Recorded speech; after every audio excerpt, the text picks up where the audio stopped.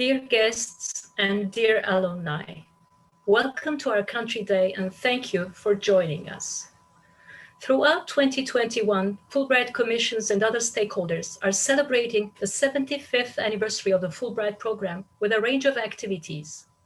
And today, it's our turn to celebrate the 75 years of the Fulbright Program, the 71 years of the Turkish Fulbright Commission, the impact of this program, and the success of its mission with the contribution of, naturally, our past and present alumni.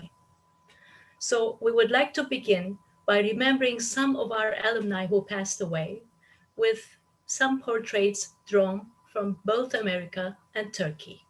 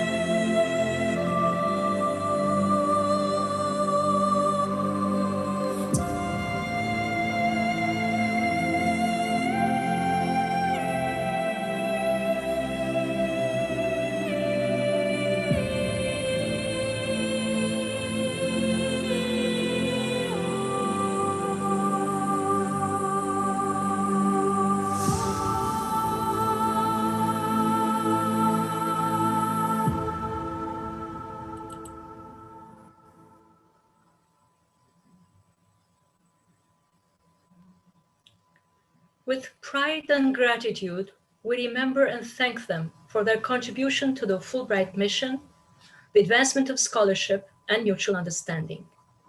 We now turn to our Executive Director, Professor Ersel Aydınlı, for his opening remarks. Thank you, Betty. I really would like to take this opportunity to welcome everybody into this event under these circumstances. I'm really happy to be part of this event. I think we all need these type of events to kind of to remind us what we have and what we should appreciate. The Turkish Fulbright Commission is one of the oldest binational commissions in Europe and the world. And it started in 1949. It's also one of the longest uninterrupted institutional cooperation between the Turkish and the American governments. And for the last more than 70 years, we've been operating on a budget that these two governments committed to themselves, and then they constantly provide us with. So we are really proud of this resilience during the ups and downs of historical and political waves. And this resilience, I think, is a manifestation of Fulbright's people-to-people strength. At the end of the day, Fulbright belongs to the Fulbrighters themselves. That's how we see it, basically the people. So Fulbright is all about the human experience based on professional and personal development. So once again, these days, under the challenging circumstances presented by COVID, we are trying to keep the tradition alive and prospering. As usual, Turkish Fulbrighters are going to the US and American Fulbrighters are coming to Turkey to make the most of this wonderful, wonderful opportunity, not just for themselves, I believe, but also for the continuity of this more than 70-year-old cultural and educational exchange program. Today's program actually really shows how rich, diverse, and vibrant the Fulbright experience is. I really appreciate the efforts of my staff and everyone else who has worked to put today's event together. I also want to thank the participants, particularly for taking the time to be with us to share their experiences. Today, we are joined by both alumni and currently selected candidates, a nice representation, I think, of this transgenerational story and history, of course, by now. Our commission is wholeheartedly committed to our alumni, our current grantees, and our future grantees. As I said before, Fulbright is about the fellows. So I remind, actually, we're now almost 130 people actually joined in this event.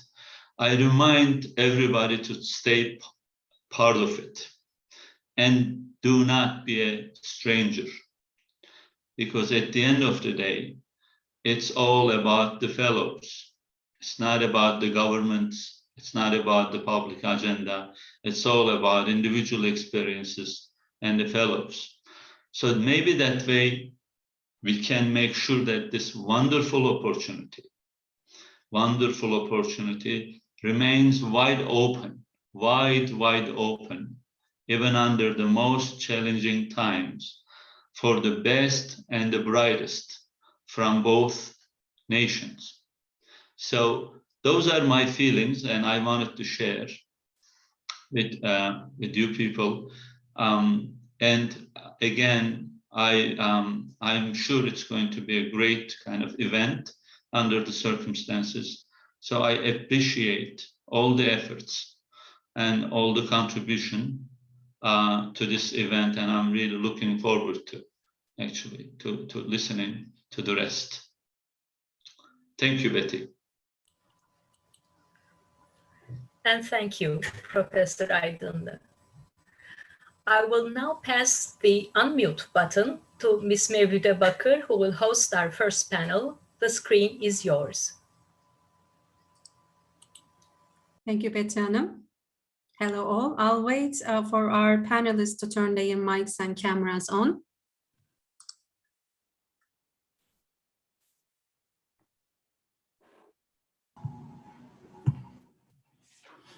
I guess we are all set. Welcome all. Hey. Sorry.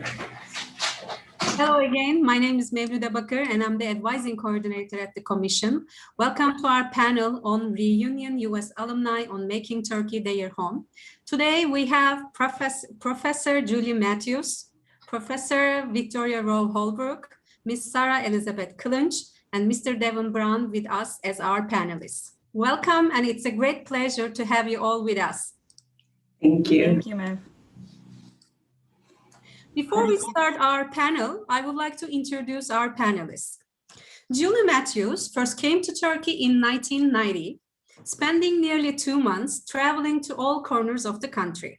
She returned in 1992 to work as an English teacher, and during that stay met her future husband. Following several years in both the US and Canada doing graduate studies, they moved back to Turkey in 2000 when Julie was awarded a Fulbright Student Researcher grant to conduct her PhD field research. She is now a professor of linguistics at the Social Sciences University of Ankara and former dean of Social Sciences University of Ankara's Faculty of Foreign Languages. She previously worked at İhsan Doğramacı Bilkent University as director of their MA program in teaching English as a foreign language. Her research explores issues of international education, academic disciplinary socialization, and genre analysis of disciplinary discourse. She and her husband, a fellow academic, live in Ankara and have one son. Hello, Julie. Welcome again. Thank you, Mevlüde. Victoria Rowe Holbrook teaches philosophy in the Faculty of Architecture at Istanbul Bilgi University and is author of The Unreadable Shores of Love, Turkish Modernity and Mystic Romance, and several translations, including The White Castle by Nobel winner Orhan Pamuk. The New Cultural Climate in Turkey, Living in a Shop Window by Nurdan Gürbilek, and Playing with Violence, Violence in Contemporary Turkish Theater by Esen Çamurdan, as well as the classic works Beauty and Love by Sheikh Galip. Listen, commentary on the spiritual couplets of Mevlana Rumi by Kenan Rifai, and O Humankind, a compilation of Quran commentary edited by Cemal Nur Sargut. She has received several awards and fellowships, including 2 Fulbright grants. She first received the Fulbright Council for International Exchange of Scholars Islamic Civilization Program Language Research Award in 1987 and 1988, and the US Scholar Senior Research Grant in 2004-2005. Welcome again, Victoria. Hi. Sarah Elizabeth Kılınç came to Turkey initially to study in 2003. While she enjoyed her coursework on Seljuk, Byzantine, and Ottoman history, as a student of cultural anthropology, she was committed to returning to Turkey for further exploration of Turkish language and culture. Sarah graduated from Duke University in 2004 and was accepted by the Commission in 2004-2005 to extend her fieldwork on identity politics in the tourism sector of Alanya. She settled in Istanbul, close to Boğaziçi University, where she was accepted the following year to complete her MA in Modern Turkish History, graduating in 2007. Sarah worked as an English teacher for 2 years at Şişli Terakki Schools before moving to Koç University in 2011.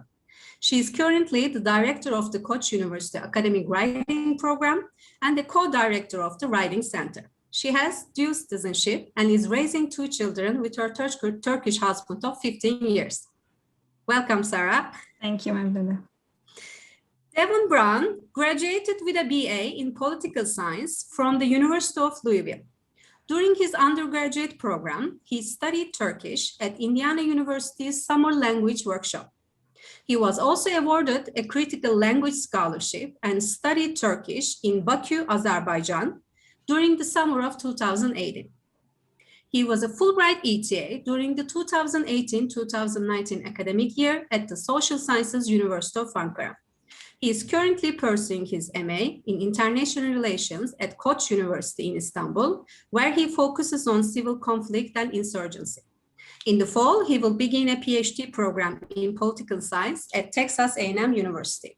Devon's favorite things about Turkey include the history, food, and Turks' general friendliness. Welcome, Devon.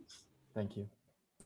I would like to remind our participants that we will have a Q&A session at the end, and please write your questions to the Q&A box. I will direct your questions to our panelists at the end. Now, I would like to start the panel by asking how you all each decided to come to Turkey in the first place. Anyone would like to start?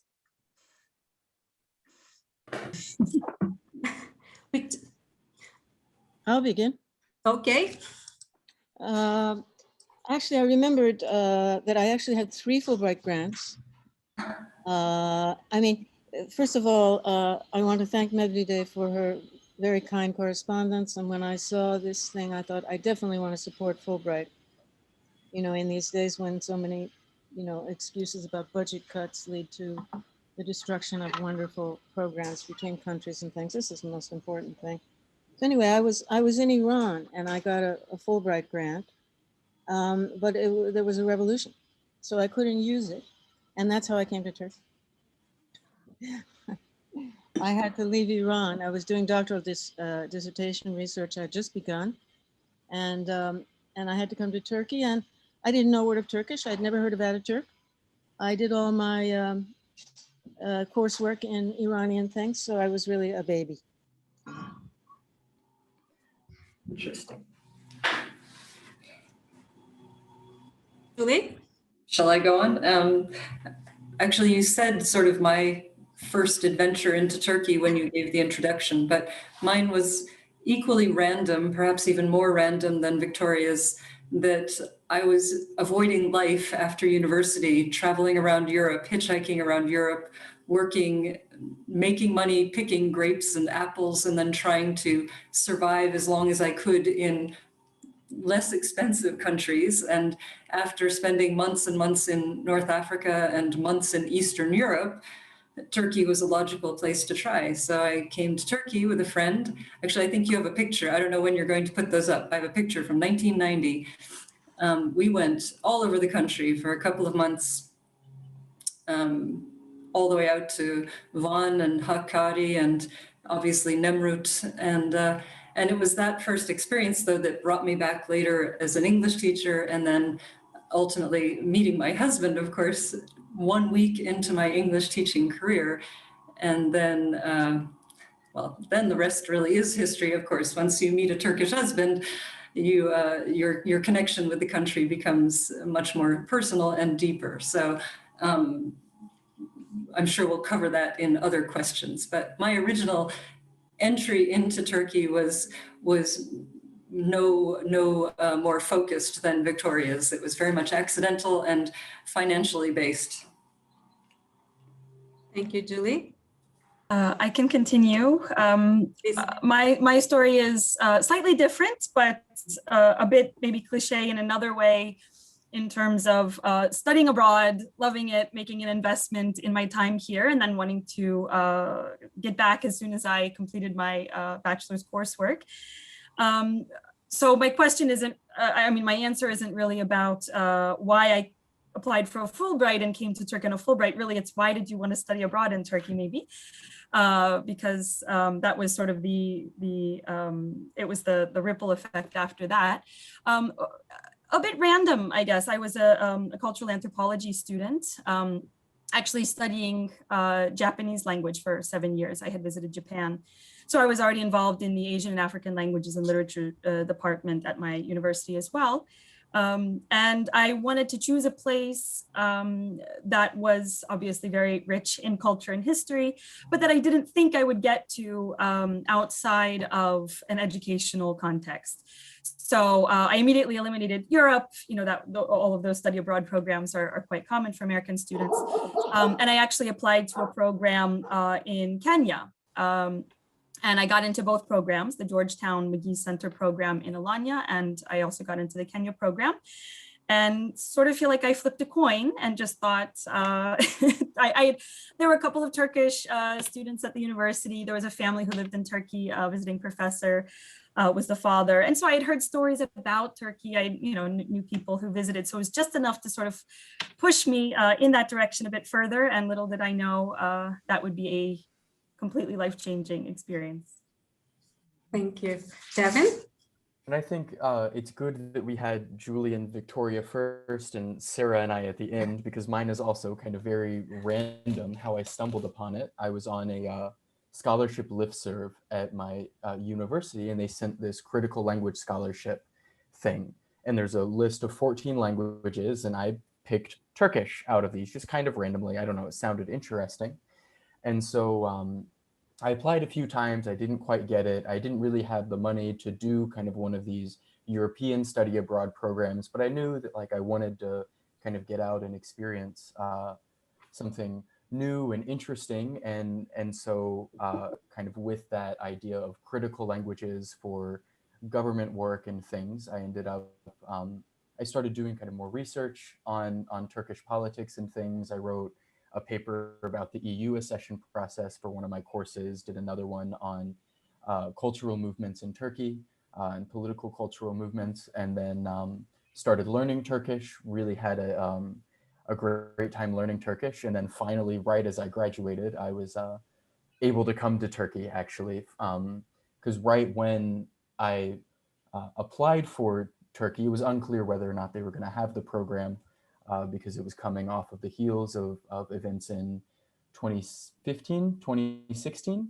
And so, there was a hold for a little bit, but yeah, I was able to come. And so it was kind of serendipitous how I ended up here, but I'm very happy to have.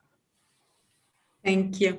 I would like to continue my second question. Now that you are living in Turkey, could you tell us when you decided Turkey would become your new long-term permanent home?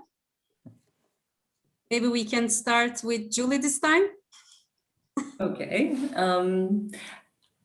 Well, for us, of course, it seemed like for the first sort of 10 years of our marriage, we went back and forth because of external reasons. We went back to the United States because my husband had a scholarship for graduate study. We did our MA and PhD. We came back to Turkey in 2000 because I had the Fulbright to do the field research for my PhD. We went back to America because my husband had a postdoc for a year in Boston.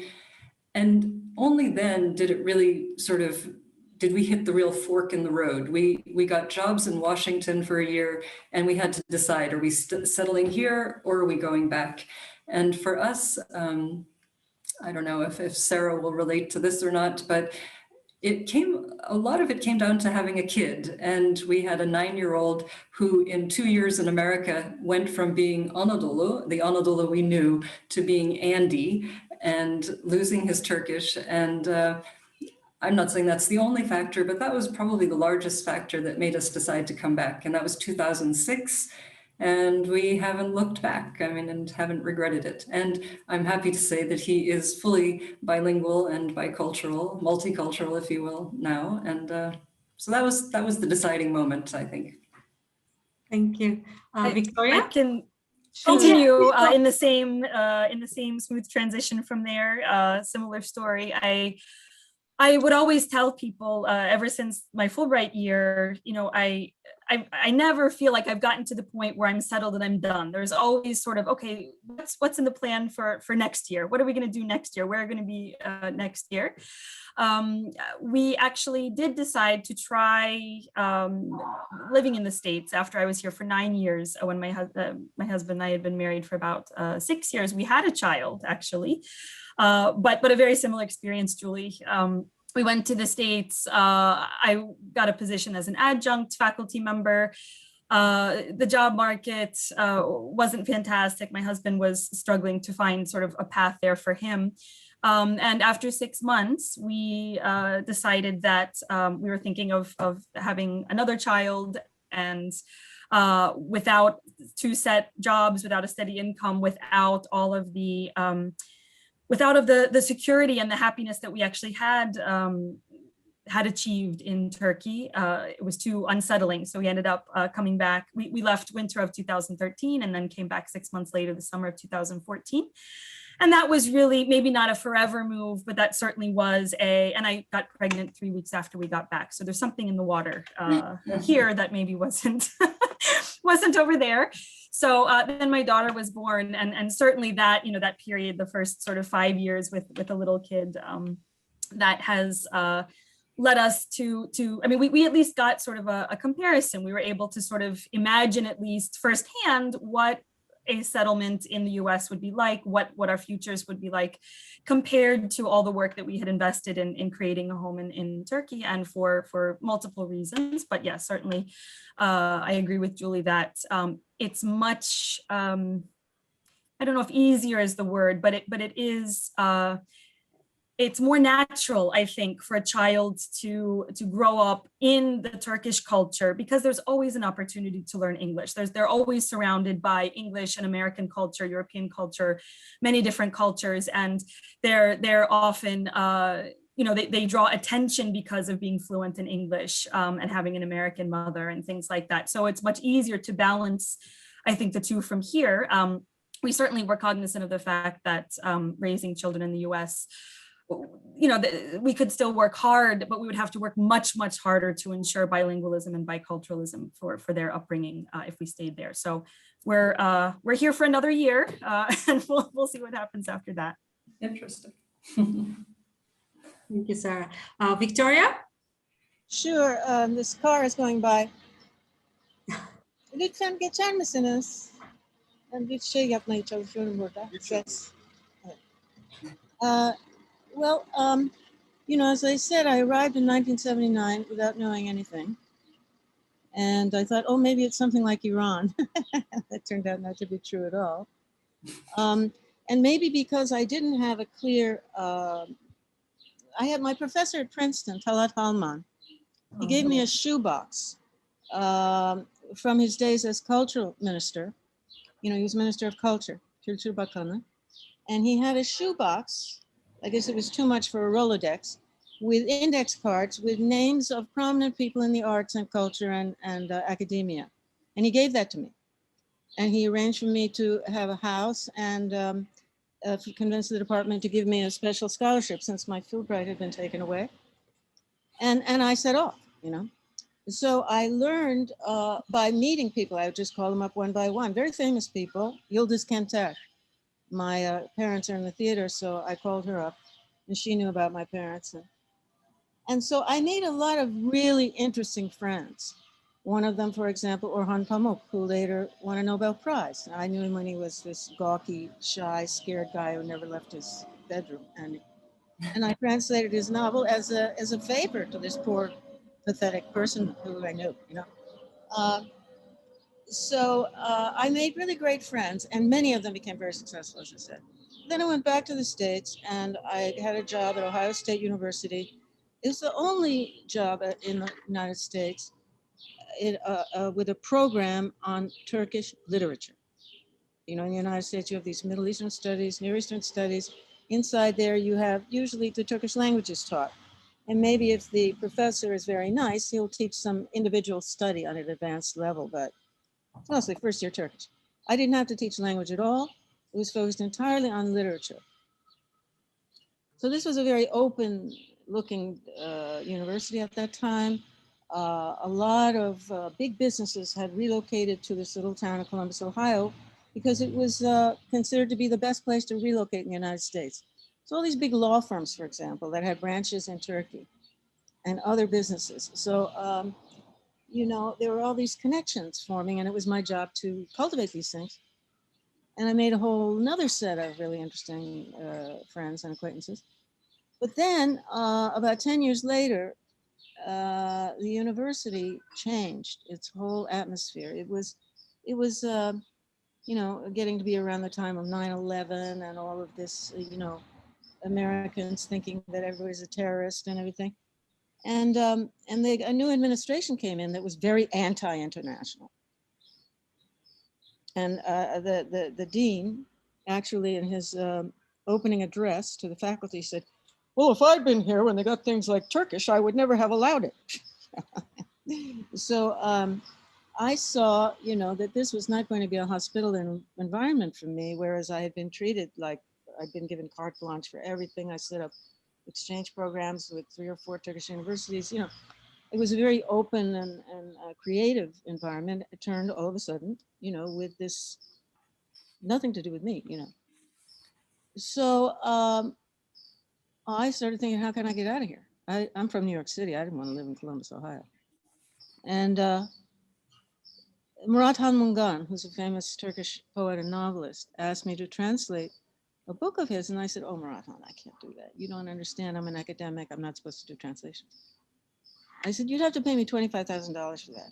And he said, okay, I'll pay it. What? I mean, at this time, the normal pay for something like that would be $2,000. And I realized that Orhan Pamuk's getting this Nobel Prize had suddenly made me important in a way that I hadn't been before. And I realized I could make a living doing this, you know. So I sold my house and I bought this house right here. See the blue one? I bought this house. And then when I got here, some other old friends of mine founded a new university called Istanbul Bilgi University. And they asked me to come and teach.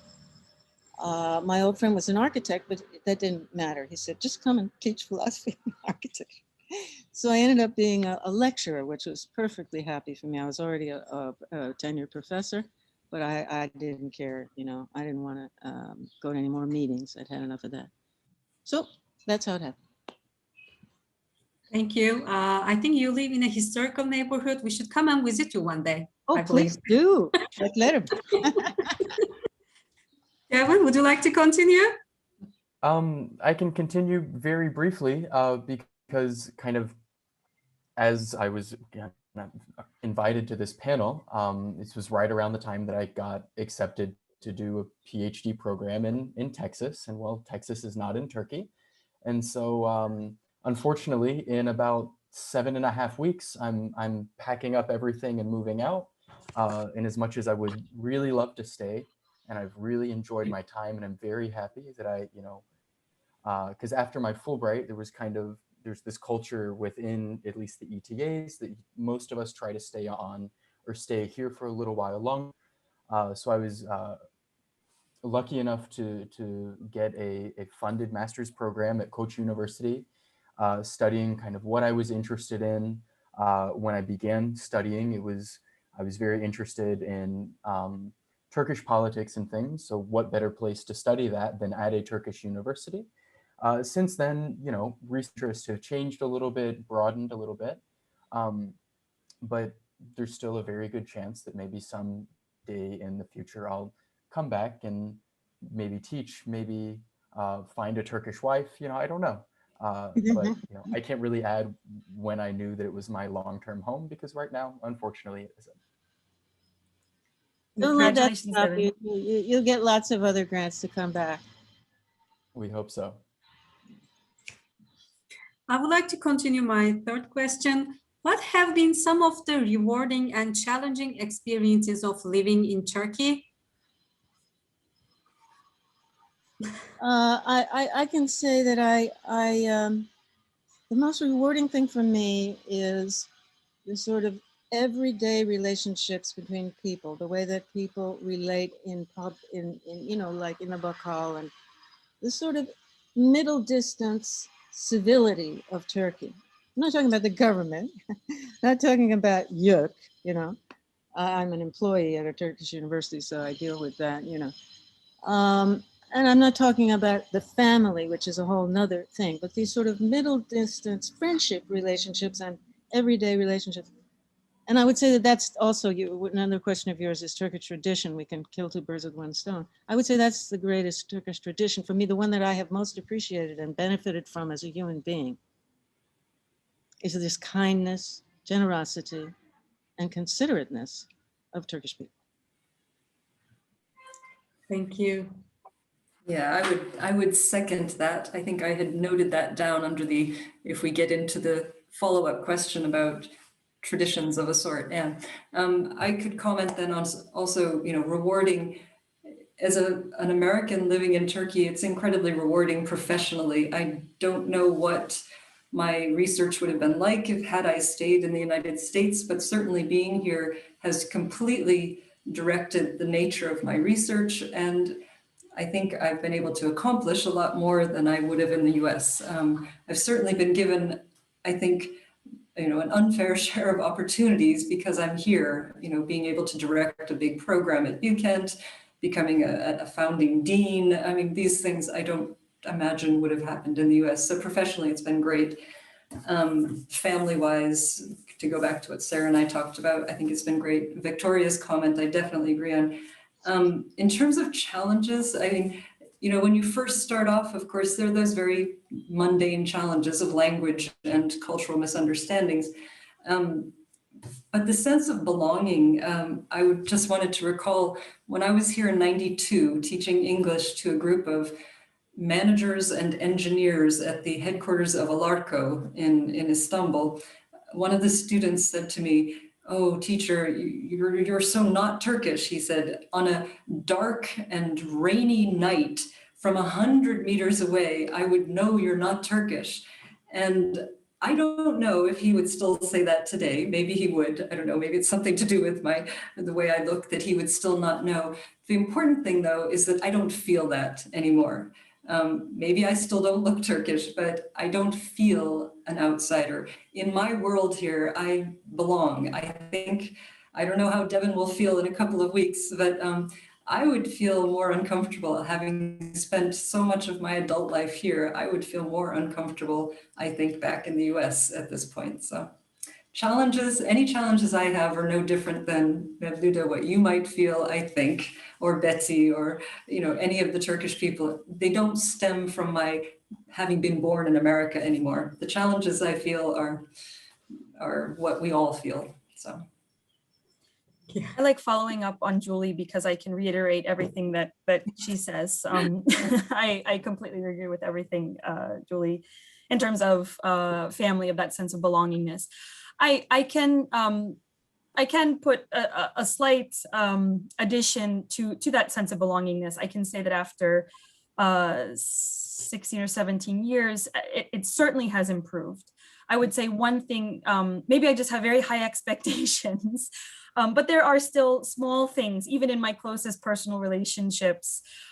There's just some sort of cultural level that's missed sometimes.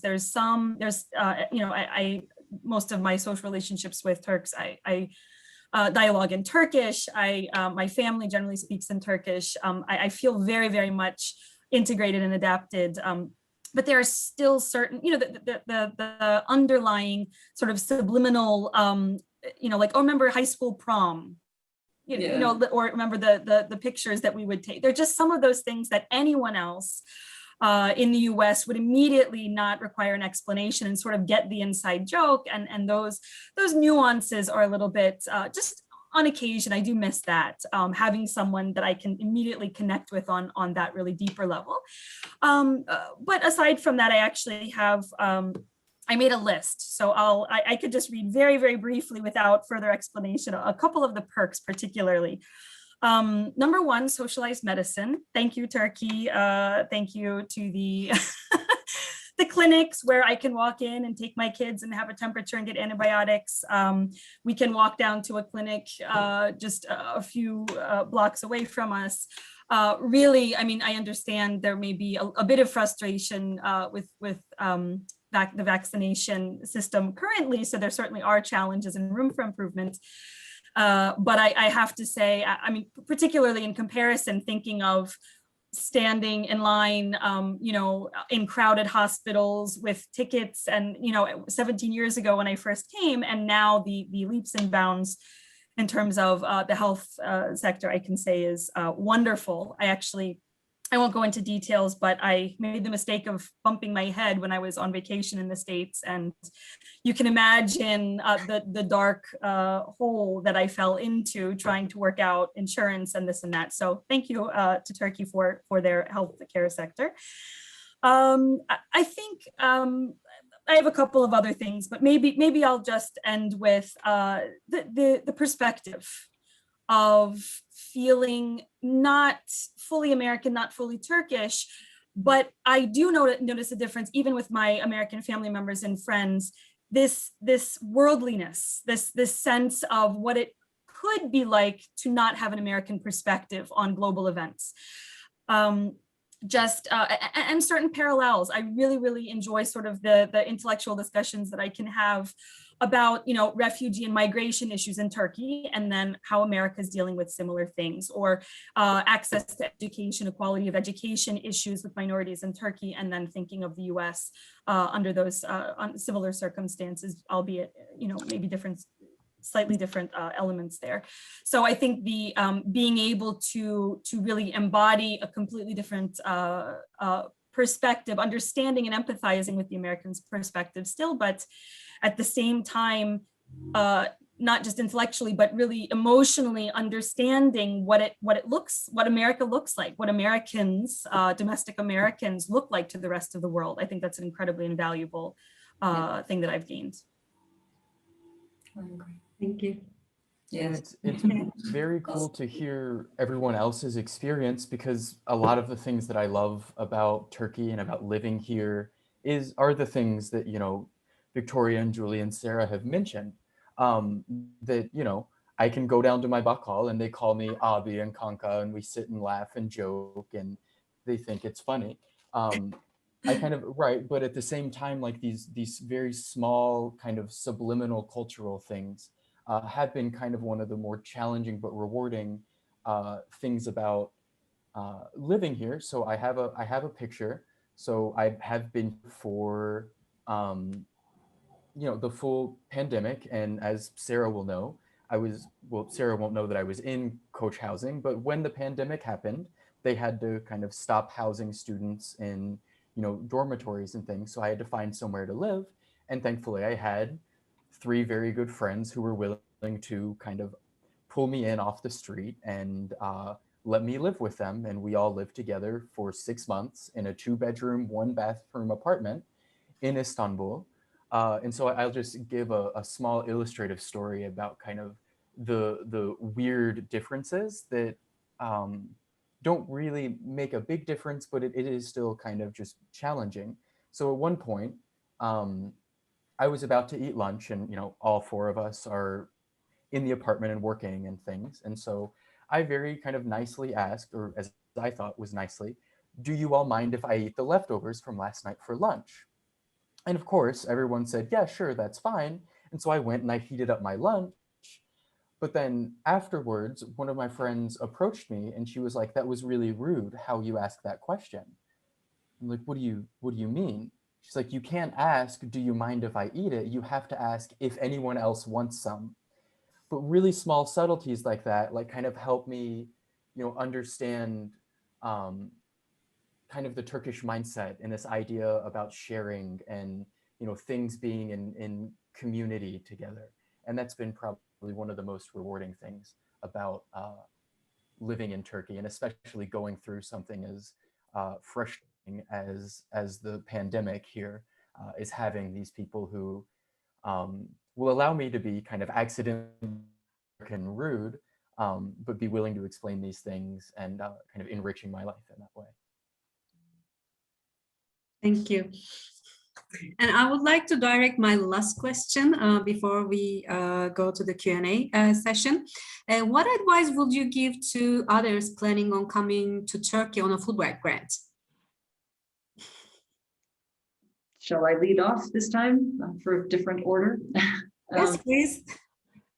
What I'm going to say is actually kind of plagiarized from someone who says these words each year, but he says them, my husband, and I believe them and I experience them, and I'm going to interpret them in my own way. I think when you come to Turkey on a Fulbright grant, any kind of Fulbright grant, you can take kind of two routes. You can view that experience as a sort of a rest stop on your life path to wherever, or you can view it as your new life path, your new route that you take in your life. And he always encourages people to make Turkey their life kind of in his way. And it's true that Turkey is from a Fulbright perspective, I'm thinking research-wise and stuff, it's a kind of living laboratory for almost anything you might want to do if you're interested in social change, refugees, history, obviously, language death, sociolinguistics, my field, if you're interested in, obviously, culture, art, etc., music, religion, anything, it's here for you to engage with it and to make it your focus of your research and even of your life, if you will. Look at all of us. I mean, one way or the other, it's brought us in. And I think what's maybe not unique about Turkey, although it is, sort of a stereotype to say that Turkeys and Turks are welcoming, but it's true that if you're ready to sort of engage with and open up to Turkey and Turks, Turkey is ready to open up and engage with you. There's my picture. Thanks, Mevlüde. I forgot to tell you. That's from my Fulbright year. And I don't know, Sarah may recognize it. I don't know if Victoria, in your year, the end of the year Fulbright celebration used to be down in Antalya. Antalya. Yeah, that was Pirates Cove down there. Yes. So I think it hadn't changed then. When Devon came, we switched it to Cheshme, to the Sheraton. So, but yeah, that's way back in 2000 Fulbright retreat. So I don't know, for me, it's been extremely rewarding to take that second route. I'm not saying it's for everyone, but I for Fulbrighters coming in, give it a chance, especially like Devon, who was an ETA. For some people who come in knowing they're here to do research on Turkey, etc., it's maybe more obvious. But you come in as an ETA, kind of a blank slate. You've studied some Turkish, but it's open to you to make of it what you will. And for me, it was a great choice to really go in full-fledged. So I guess I would say to Fulbrighters coming in from America, explore it, make the most of it, and see. Maybe for you, it can be a really life-changing, life-directing, not just a rest stop, but an actual life-changing move. So that would be my advice. Thank you, Julie. I don't mind following up. I like following up, Julie. I would say, in addition to everything she said, I had sort of three short words. Four short words: listen, observe, and take notes. I've had plenty of stories in many different contexts I could share at a later time. But one thing I find is that we're often automatically, the way is paved in front of us because we're coming to Turkey, and people are often so grateful in a way that we chose to come to Turkey instead of Greece or other places. It's so easy for them to sort of fall to the back and want to hear from you and want you to share and present and teach and all of those things. I think one of the most important things is we'll be given plenty. I mean, Americans are always given plenty of opportunities to give and share and communicate. But I think we have to make a special effort to take a step back and allow other people to and now local people, to Turkish people, whoever you're engaging with, to take the spotlight a little bit and just to listen and observe and see what they want to say, because it's so easy to come in and want to share everything that we know. So I think listening and observing are two very underestimated but valuable skills, in addition to Devin would agree with me, and I think Julie and Victoria as well, that language is huge. just the smallest investment in the language. It's logical. It makes sense. There are very few exceptions. If you try a little bit, it actually, I don't agree with people who say it's a very difficult language. Maybe at the sort of philosophical Ottoman poetry level, yes, maybe those are challenging things to understand, but an investment in the language, even a little bit, can take you in places that you wouldn't get otherwise. Thank you. Right, and Devin, would you like to continue? Yeah, I can follow that, because trying to learn the language was one of the kind of big advices I had.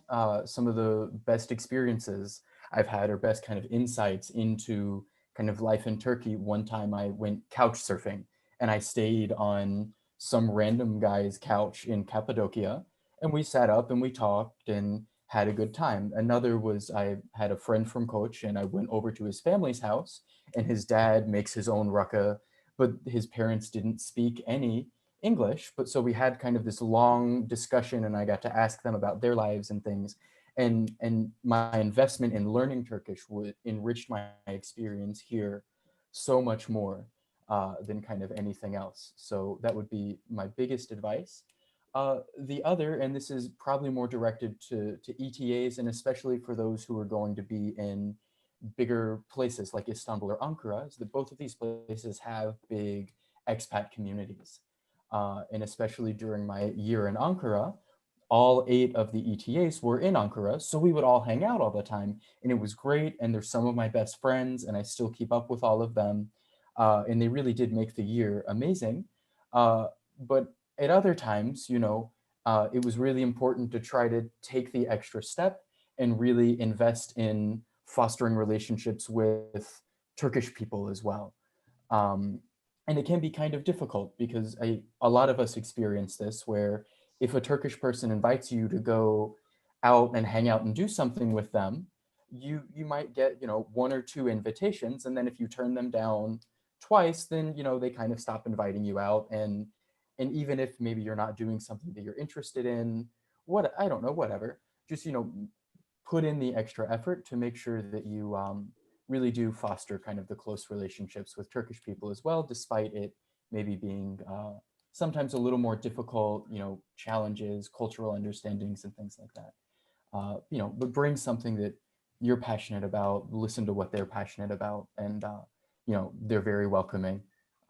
So that's all I have to say. Thank you. And we'll continue with Victoria. Come and visit me.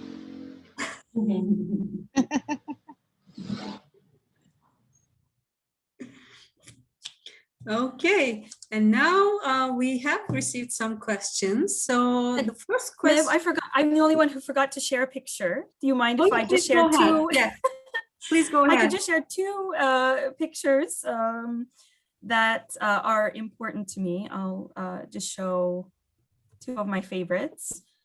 The 2 important things in my life are my career at Koç and my family, obviously. So this is half of a child at the bottom, but my family from last year. We try to, before COVID, we do try to travel as much and get the kids to see as much of Turkey as possible. And the second thing that I'm quite proud of is the Koç University Writing Center, which for 8 to 10 years, I think the university has been trying to start and initiate, as I believe that all universities need writing centers, obviously. So finally, when I was hired as the director of the writing program, my ortak, Gülfer Hoca, and I became co-directors of the writing program and the writing center. So we're very excited about being able to contribute that to the Koç University campus. And that's also been a fantastic experience in the last 3 years, despite the challenges of online distance learning. But that's just what I wanted to share. Thank you. The first question is such powerful and amazing stories. Thank you for sharing with us. Going back to what Julie said about the sense of belonging and not feeling as an outsider, what kind of changes you have observed in your use of language, English or Turkish, as well as your use of body, certain gestures, mimics, or larger bodily vocabulary? I mean, I guess I can start since I was referred to, but I think all of us can have comments on that. I mean, the most fun thing, I mean, use of language. I mean, Sarah mentioned that at the beginning too, and I'm sure Victoria has strong thoughts on language being a translator. Yeah, obviously language is critical. The one thing, of course, I love is body gestures. And the day you realize that becomes more natural to you than this is the day you feel a sense of, okay, I guess I'm settling in a bit, where the, certain gestures like that. So my favorite gesture, yes, this no, which has become very natural, and I do it whether I'm speaking English or Turkish. So that would be my favorite.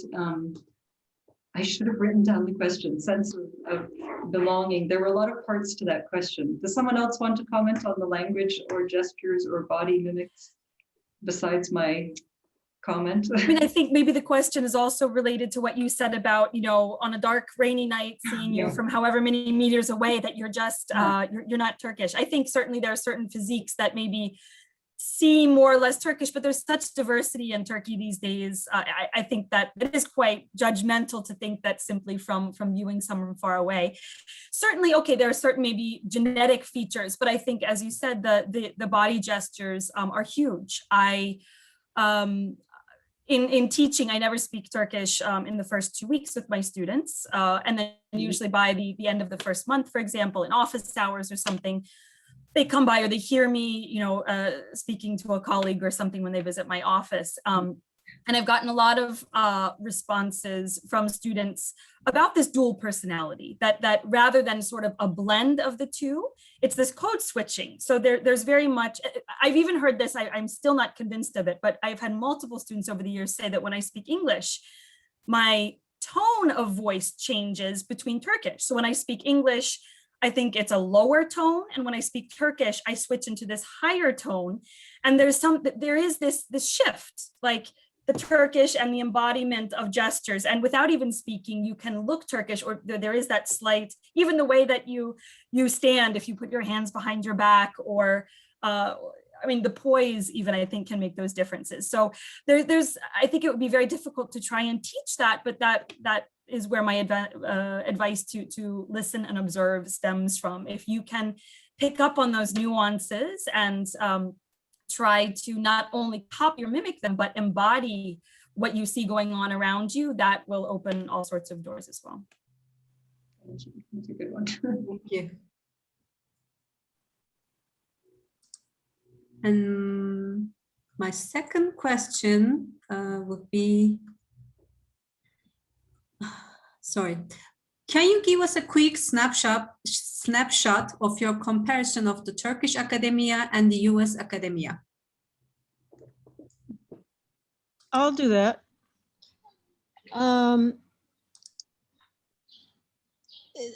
The part of this has to do with the overall society. I mean, like my friend wanted to hire me at Bilgi, so he found a way that I'm being paid by some other, nobody knows what department I'm in, sort of finding a way to do things. Whereas American academia is so rule bound. On the other hand, there's a long American tradition of doing something new, something original. And not in the best universities here in Turkey, but in the second best universities for sure. There's a great deal of blocking, young talent from doing anything original. I mean, I wrote my dissertation on this book called Beauty and Love, Hüsnü Aşk, written late 18th century. And, I had come from Iran. I was a specialist in poetry. I gradually learned Turkish, and then I said, okay, let me find something that hasn't been done before. That was the way I had been trained. Go and find something that hasn't been done before. And I found, oh, this guy's supposed to be one of the 4 greatest poets of the Ottomans. And nobody had written about him, hardly, just some little introduction, And down at the Edebiyat Fakültesi, the Faculty of Literature at Istanbul University, where I used to go, because I would take calligraphy lessons from this great, great calligrapher who was a professor of literature there. The courses were terrible, by the way. I mean, and everybody said, "Oh, you can't do that. Çok zor," they do that. Çok zor. And I didn't understand that this çok zor meant you can't do it. You know what I mean? I thought, oh, çok zor, good. It's really hard. That's good. That's a good thing. It should be. It's a doctoral, you know. But what they meant was, it took me a long time to understand, you can't work on that because you're a student. A professor has to work on that. Your Galip is so great that only a senior person can work on him. That's what they meant. And that, I don't see anything positive aspect to that. And I see many, many, many very harmful effects on young Turkish academics I know, particularly in Turkology, which we have to admit is a very backward field. Other fields, I'm sure, are different. But there is this authoritarianism that can be there. On the other hand, the personal relationships between faculty are far better than they are in the States. You know, I remember I was at some academic dinner and I just became so exasperated. It was the head of Columbia, something Near Eastern was there, Richard Bulliett, I remember. I knew Richard from a long time ago. He went to Harvard, like me. And I just stood up and I said, "Richard, this is not a job interview." And I walked away. You know, because even at dinner, they couldn't stop, you know, sort of reciting their CVs. It was really pathetic. Now that you will not find with Turks, you know, they don't do that. You know, you can actually have a lively intellectual conversation with your colleagues, which I found very difficult in the US. Thank you.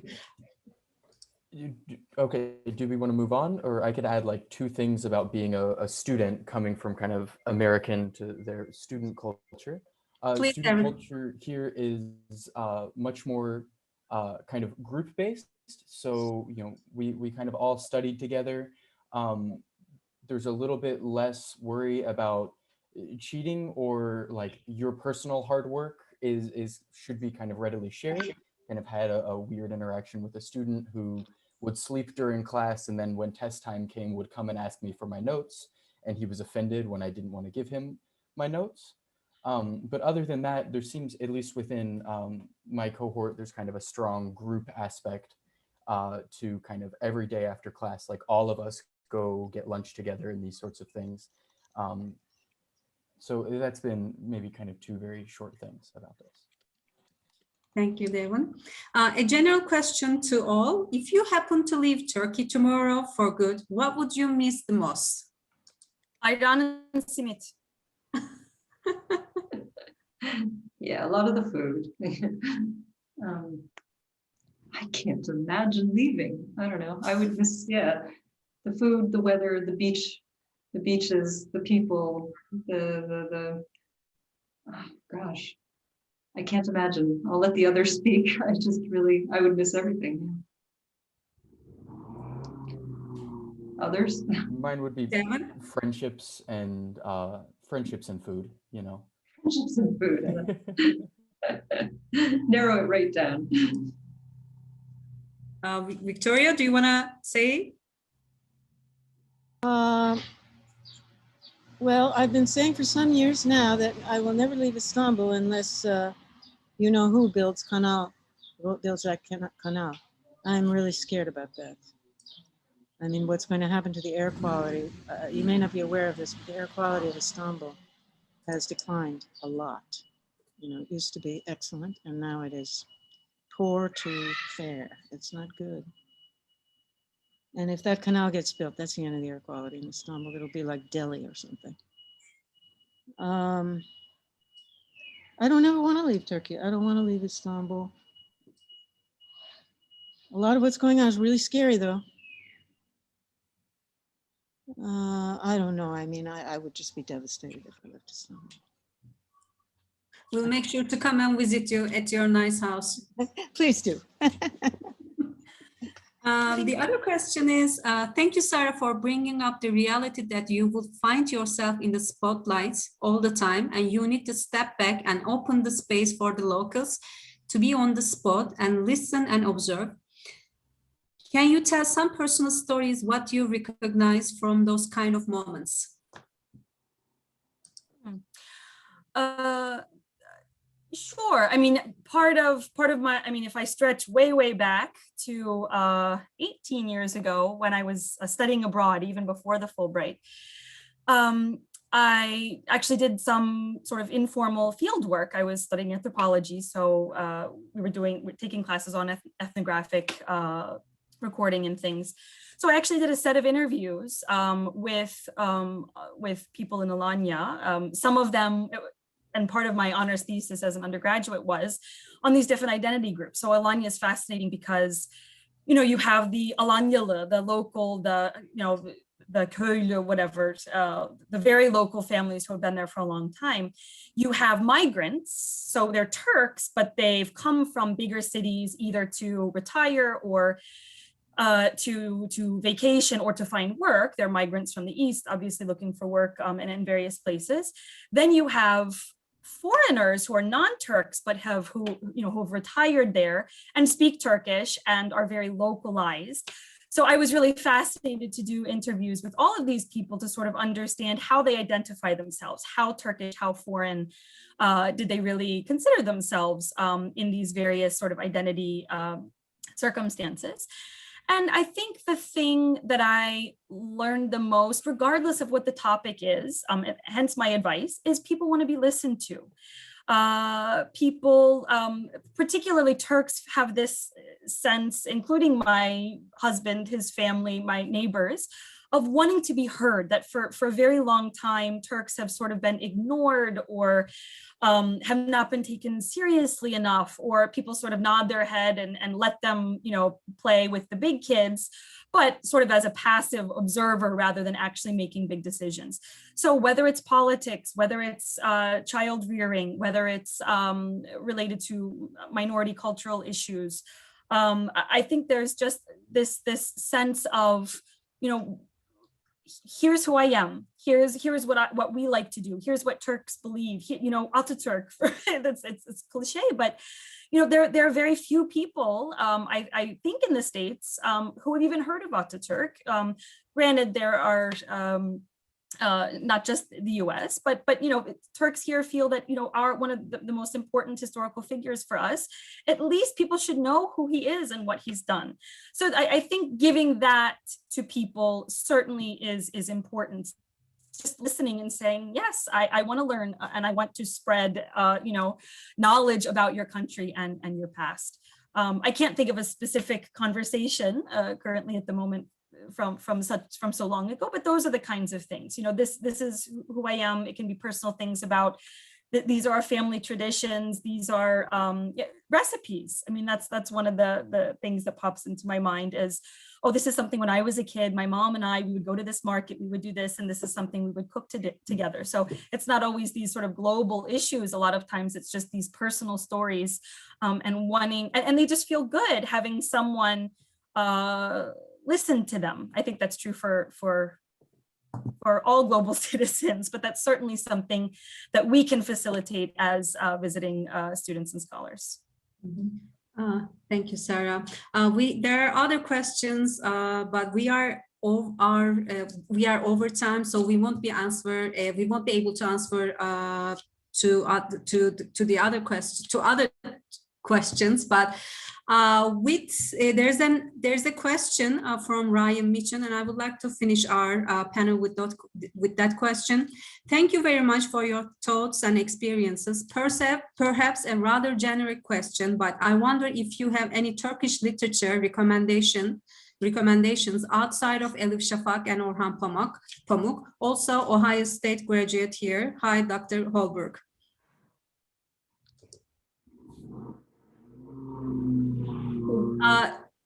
Could you turn your mic on?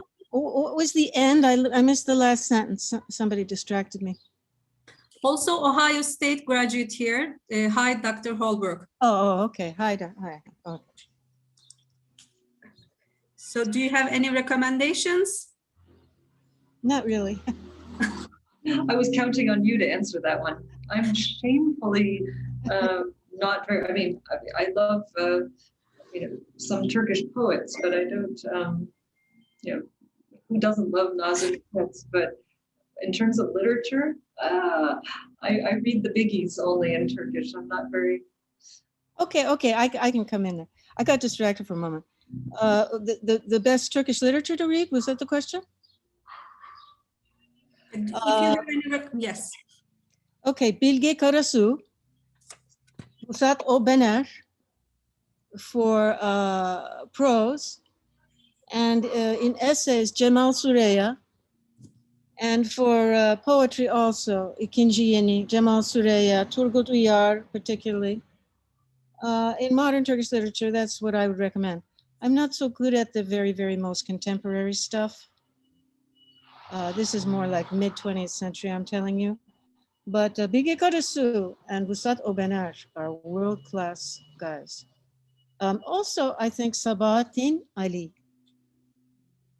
He's not appreciated enough. I mean, lately they did, I translated it. There was a exhibition actually at the Victoria and Albert Museum on the translation of Sabahattin Ali's Kırkmantolu Madonna. So he got some international attention, but in an odd way, the Turkish literature community has not really paid enough attention to Sabahattin Ali.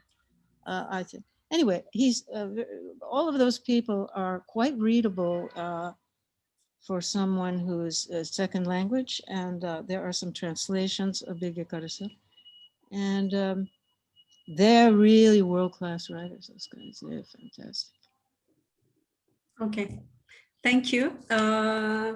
It was great to have you all today. And thank you all for joining us. Thank you for sharing your experiences you had in Turkey that enriched both your personal and professional lives. We were going to have a break, but we are over time. So we'll continue with our next panel, which is on after Fulbright, career opportunities and new horizons. And I leave the floor to my colleague, Ms. Neslihan Tekman, to moderate the panel. Thanks, Mevlüt. Thank you. Nice to meet all of you.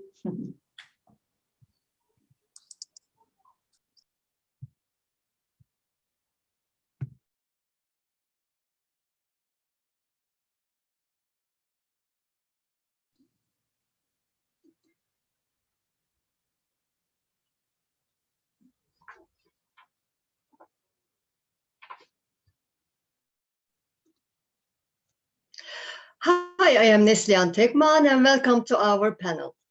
The title of our session is After Fulbright, Career Opportunities and New Horizons. In this session, 4 of our alumni will be joining us and we will hear from them how Fulbright impacted their life and professions and their advice to prospective grantees. Before we start, I would like to introduce our panelists.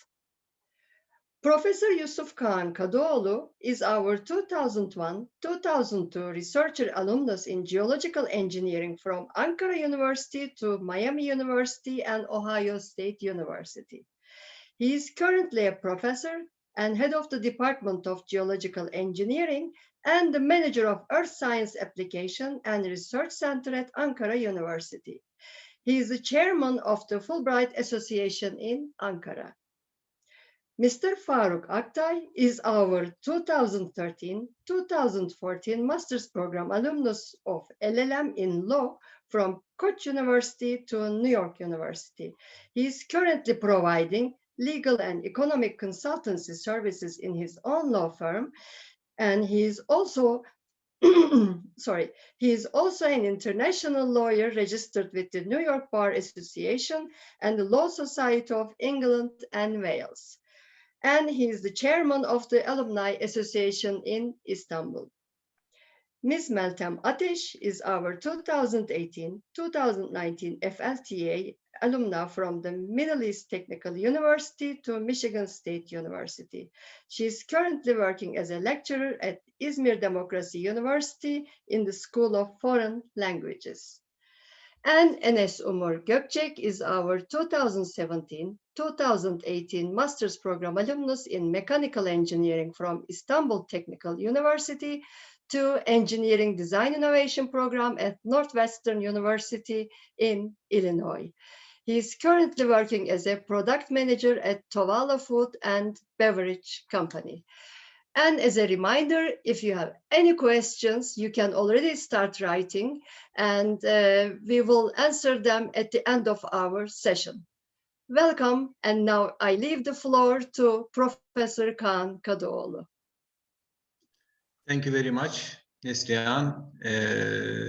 First of all, I would like to introduce myself. I am Yusuf Kaan Kadıoğlu from Ankara University.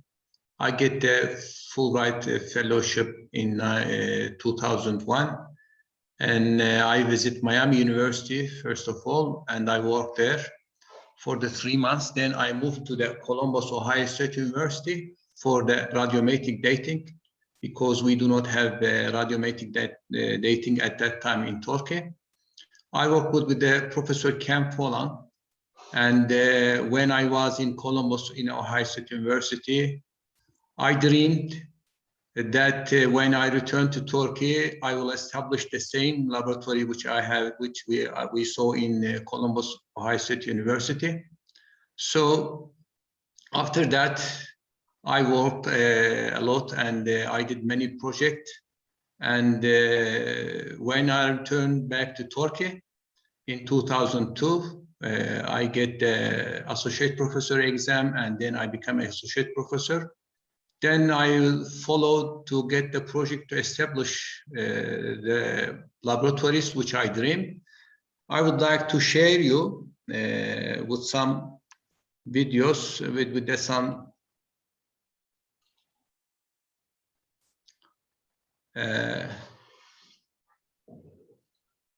okay.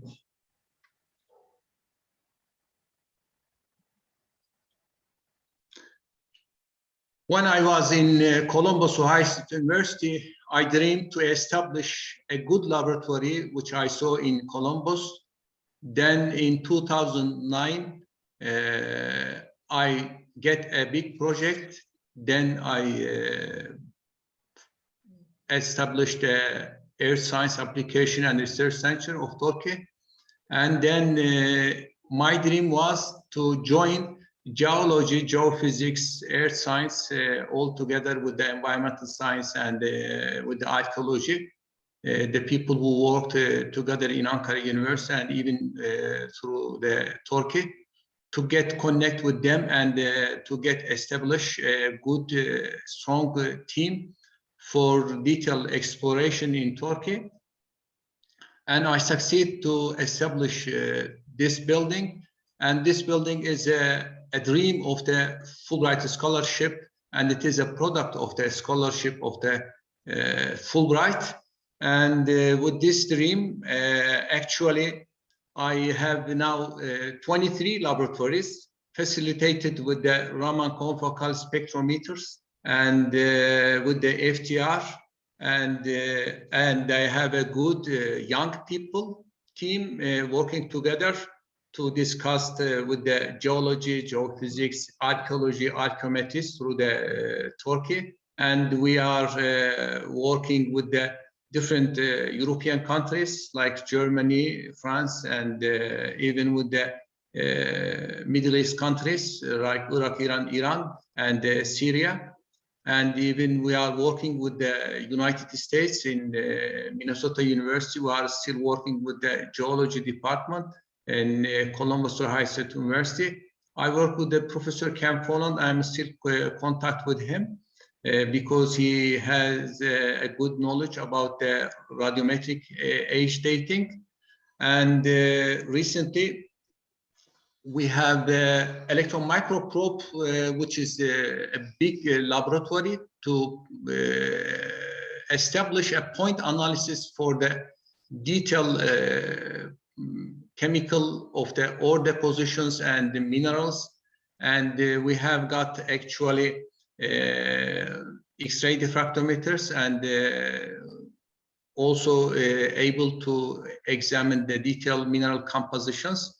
And by the way, I would like to also add some things about this building. We are also established a good museum in the geology department.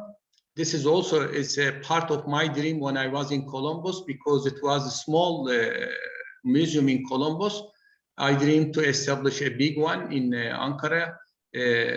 My dream, now I have actually 23 laboratories. And when I compare with the Columbus Ohio State University, I have more laboratories than the Columbus Ohio State University.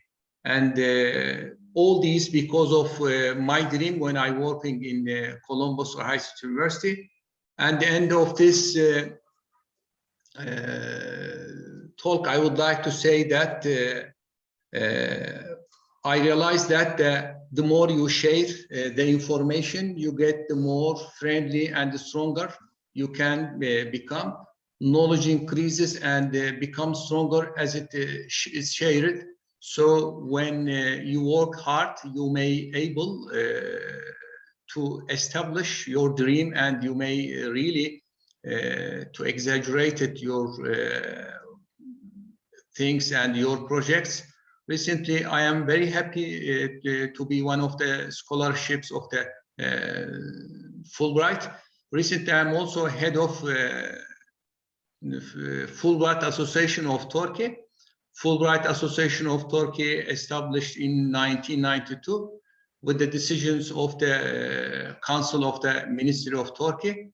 For this reason, the term of the Turkey is added to the Turkish Association of the Fulbright.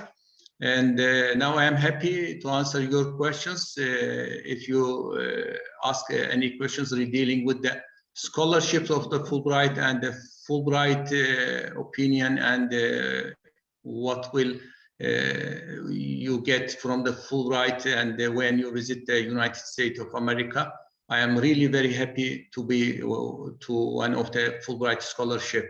Thank you very much. Thank you, Professor Kadıoğlu. Now I would like to give the word to Meltem Ateş.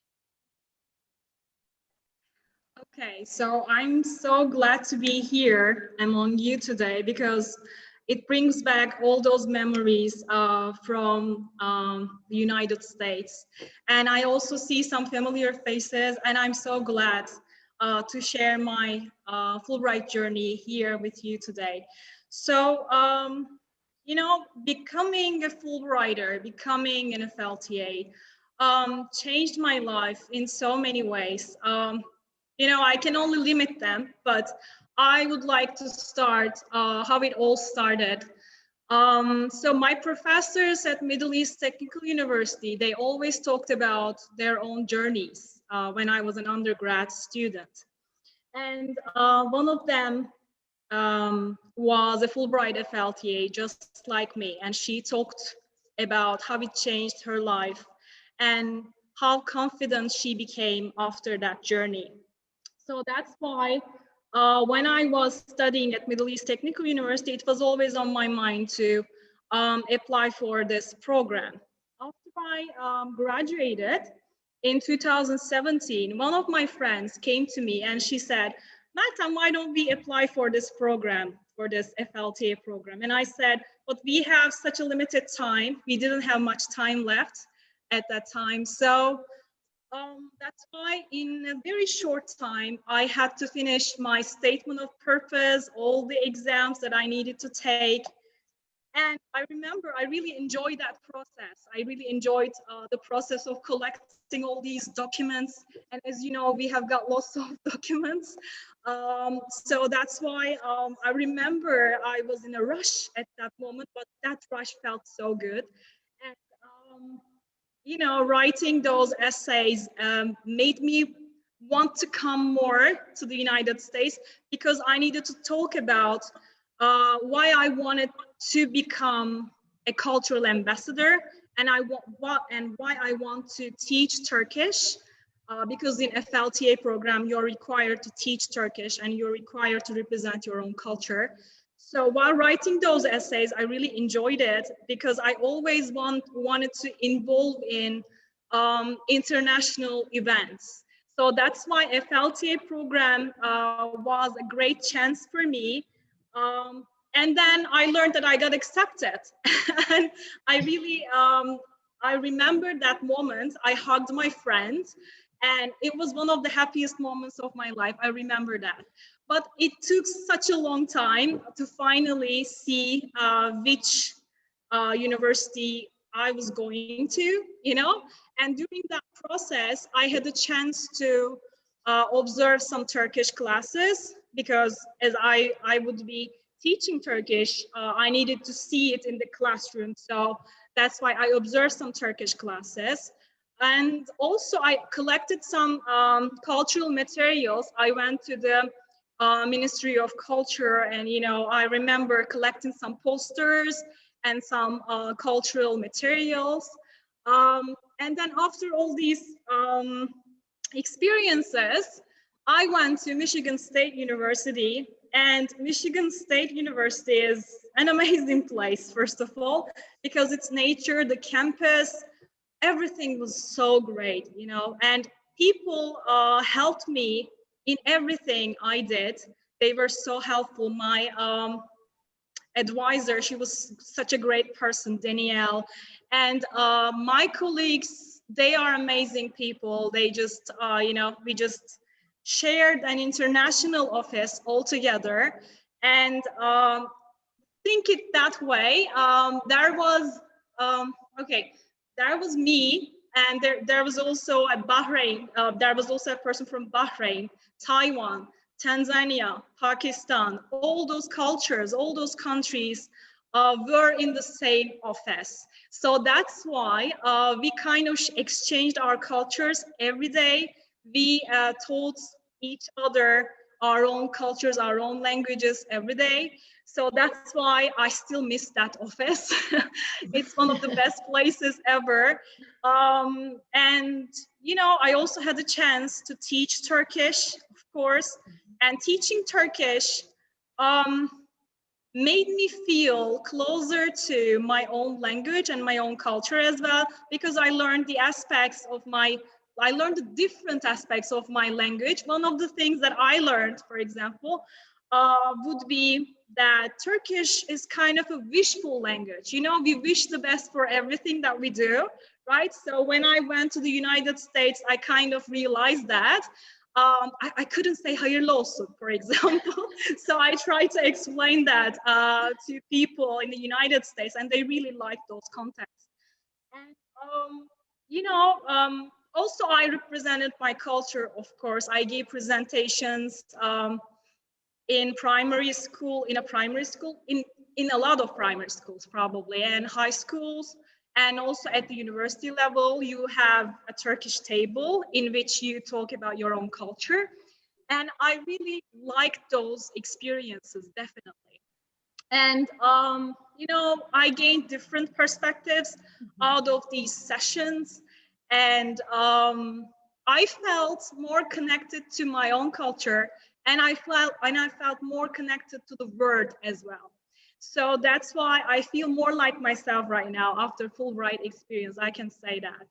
And also, as I made friends from all over the world,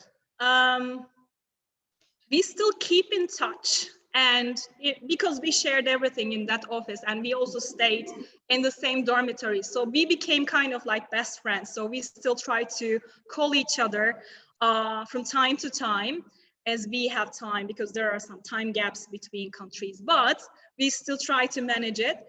And, you know, as we are so good friends, we also organize some events in our own schools, because we are all English teachers. Not all of us, but most of us are English instructors or teachers.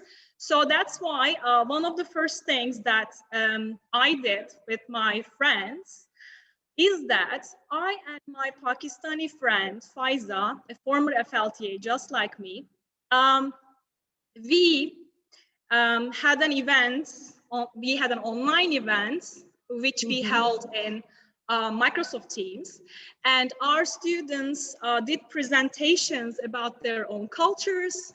Pakistani students talked about their own cultures, and my students at Izmir Democracy University, they also talked about their own cultures. And they they were able to see the similarities and differences between those cultures. And it was wonderful to see that, because my students, they were in an international platform having a presentation like that for the first time.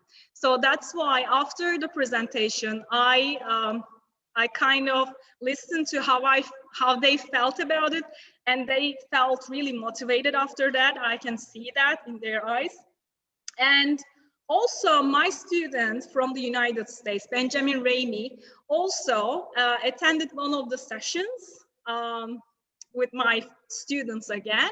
And they also exchanged their ideas about Turkey and the United States. My students asked a lot of questions about American life, the life in the United States, the cultural elements, and my students who learned Turkish from me, he answered those questions, and he also asked some questions. By the way, my student Benjamin Ramey also applied for Fulbright program, and he wants to come to Turkey. So I hope he will come one day. And what I can say to prospective Fulbright grantees is that I guess they can take part in different activities. They can volunteer in different activities so that they can increase their own qualifications. And their essays, while writing those essays, I guess their essays must be really strong, because they need to, they need to state their purpose in a very effective way. If they want to be an ambassador, why they want to be an ambassador, they have to talk about that clearly. And they should apply for it. Probably that's what I can say. Thank you. Thank you. Thank you very much, Meltem. Thank you. And now I would like to hear from Enes Umur Gökçek. Now the floor is yours, Enes. Thank you, thank you. So first of all, hello everyone, I'm Umur, and it's a pleasure and honor to speak with this great speaker and in this platform. Thank you so much for inviting me. And my Fulbright journey actually started when I was a mechanical engineer, as Neslihan mentioned in the beginning. So I was working on innovation projects in Turkey and then trying to innovate really disruptive technologies. At that time, around 2016-17, like the technology was developed in a lot of countries, the sake of technology, because it was really cool and it was like advancing it. And I felt not really comfortable working in that way, just to improve technology as an engineer. And I started to ask a lot of questions, how we can involve people, human stories, needs of the people, motivations of the people in the process to make technology for people, not for technology. And it enabled me to ask a lot of questions, meet with a lot of people, and I found my way to apply for Fulbright for it to get the answer. So that started my journey with the Fulbright. And when I was at the US, like I think one thing I am mesmerized, even though I live in Europe for another year in the past, I really enjoy that cultural, like almost like melting pot that you can meet with a lot of people from different places. And it enabled me to practice my empathy. Like, how can I understand, how can I feel how other people feel? And as you know, since I grew up in one country and I met with similar people since when I was a child, I had a lot of biases, not like myself to build, but almost like unconscious biases, and I try to break them by meeting with a lot of people and listening their stories, listening their culture, listening their traditions, and it opened my eyes that I can explore a lot of universe in every people's mind and soul. So that was my biggest takeaway to improve my empathy. And then these empathy exercises actually led me to meet with a lot of people, create great connections that I would like to keep lifelong with really interesting people, really driven people. And I got a chance to ask questions and access the information directly from people that when you search, you can find Wikipedia pages. So that was the thing that was unique also. Like you can access information through the internet age from everywhere, but you are able to ask your own question to a lot of great minds when you are studying in great universities. And then personally, I was able to learn a lot due to culture. I when I was living in Chicago, like people were really great with their times, and I really understand what's the value of time in my life. That was also really big learning that led me to live a little bit proactively and define the success in my life. In the past, it was really career focused, academic focused, but I learned from that lifestyle success is doing a good work, but also planning your time to have a good time after the work or with your friends and with your connections, which is really important. And for the prospective students, the couple of things I will say is, when I apply Fulbright, like when you fill that form, when you see those questions, it enabled to me understand who I am. Like why I did this, why I spend my time on this. Like, well, I remember I did this project, but why? It enabled me to understand who I am. And I try to start to connect the dots to understand where it is going, what is the trend in things that I like doing. And when I experienced the Fulbright program, it enabled me to discover who I want to be. So that was the thing that I always suggest for prospective students to, like, just applying the Fulbright program can help you to understand who you are, help you to understand, set your dreams, help you to understand what you want to achieve with your limited time in this world. And my suggestion will be, don't try to be in a mold, like don't look at the scholars and other successful people, then try to be like them. Just create your own story. Everybody has their unique dreams and unique experiences, so just stick with who you are and who you want to be. And then I hope that, like, even if the application didn't go well or you didn't get a chance to get a Fulbright scholar, if you have that dreams and everything, I think having that will help you a lot in your life. Hopefully the Fulbright program can help you to achieve those in your life. Thank you, Enes. Thank you very much. And now I would like to give the floor to Mr. Faruk Aktay. The floor is yours, Faruk. Thank you, Neslihan Hanım. Hi, everyone. It's a great pleasure to be with you today to celebrate this Fulbright Day in the 75th year of the program. So thank you so much for inviting me as well.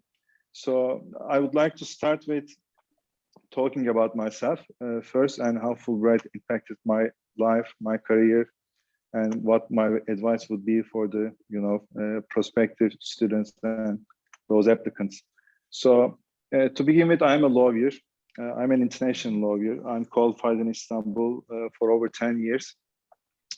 Over the last 3 years, I have my own practice in Istanbul. Like explained, like I have also foreign qualifications. Thanks to Fulbright, as I will explain further. I'm also a New York bar member, and I'm also a member of the Law Society of England and Wales. So therefore, for these reasons, I have the feeling, I have the duty that to raise the legal standards in Turkey, to uphold the rule of law in this country, and to promote the mutual understanding, tolerance, and democratic principles in my country.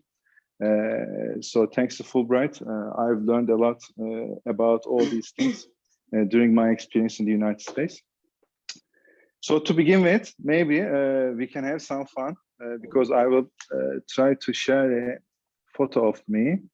Let me see it, how I can do it, because it wasn't ready. So, 1 second.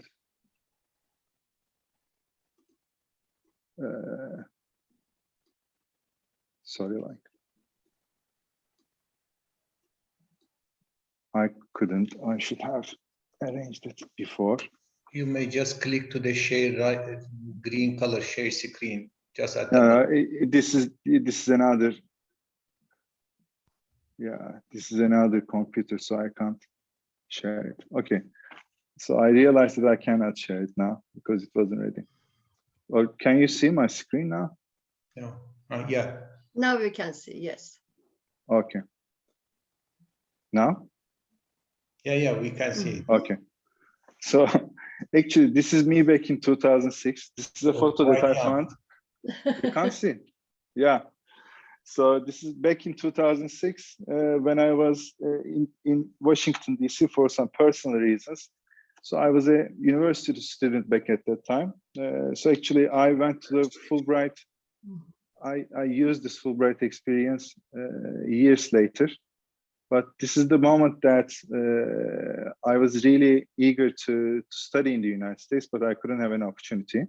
So how can I go back to that stop? So, I mean, years later, then, you know, I decided to study law because at that time, to give you a background, like I studied economics and international relations before. I studied in France, graduate degree, and I wanted to follow my degrees in the United States. But for some personal reasons, like I couldn't really become really successful at that time. Couldn't really get a scholarship from the universities that I wanted to in the United States. And I was coming from a family with, you know, with humble opportunities, like middle class working family. I couldn't really afford to study in the United States. So I just put my dreams in the back burner, let's say, or into the refrigerator or whatever. And then I changed the course of my career. I decided to study law. I took the university entrance exam, completed the law degree back at the Koç University in 2 years, had my legal traineeship, and then I applied to Fulbright Scholarship. And they told me that, I mean, you really studied so much, now why you also want to study in the United States?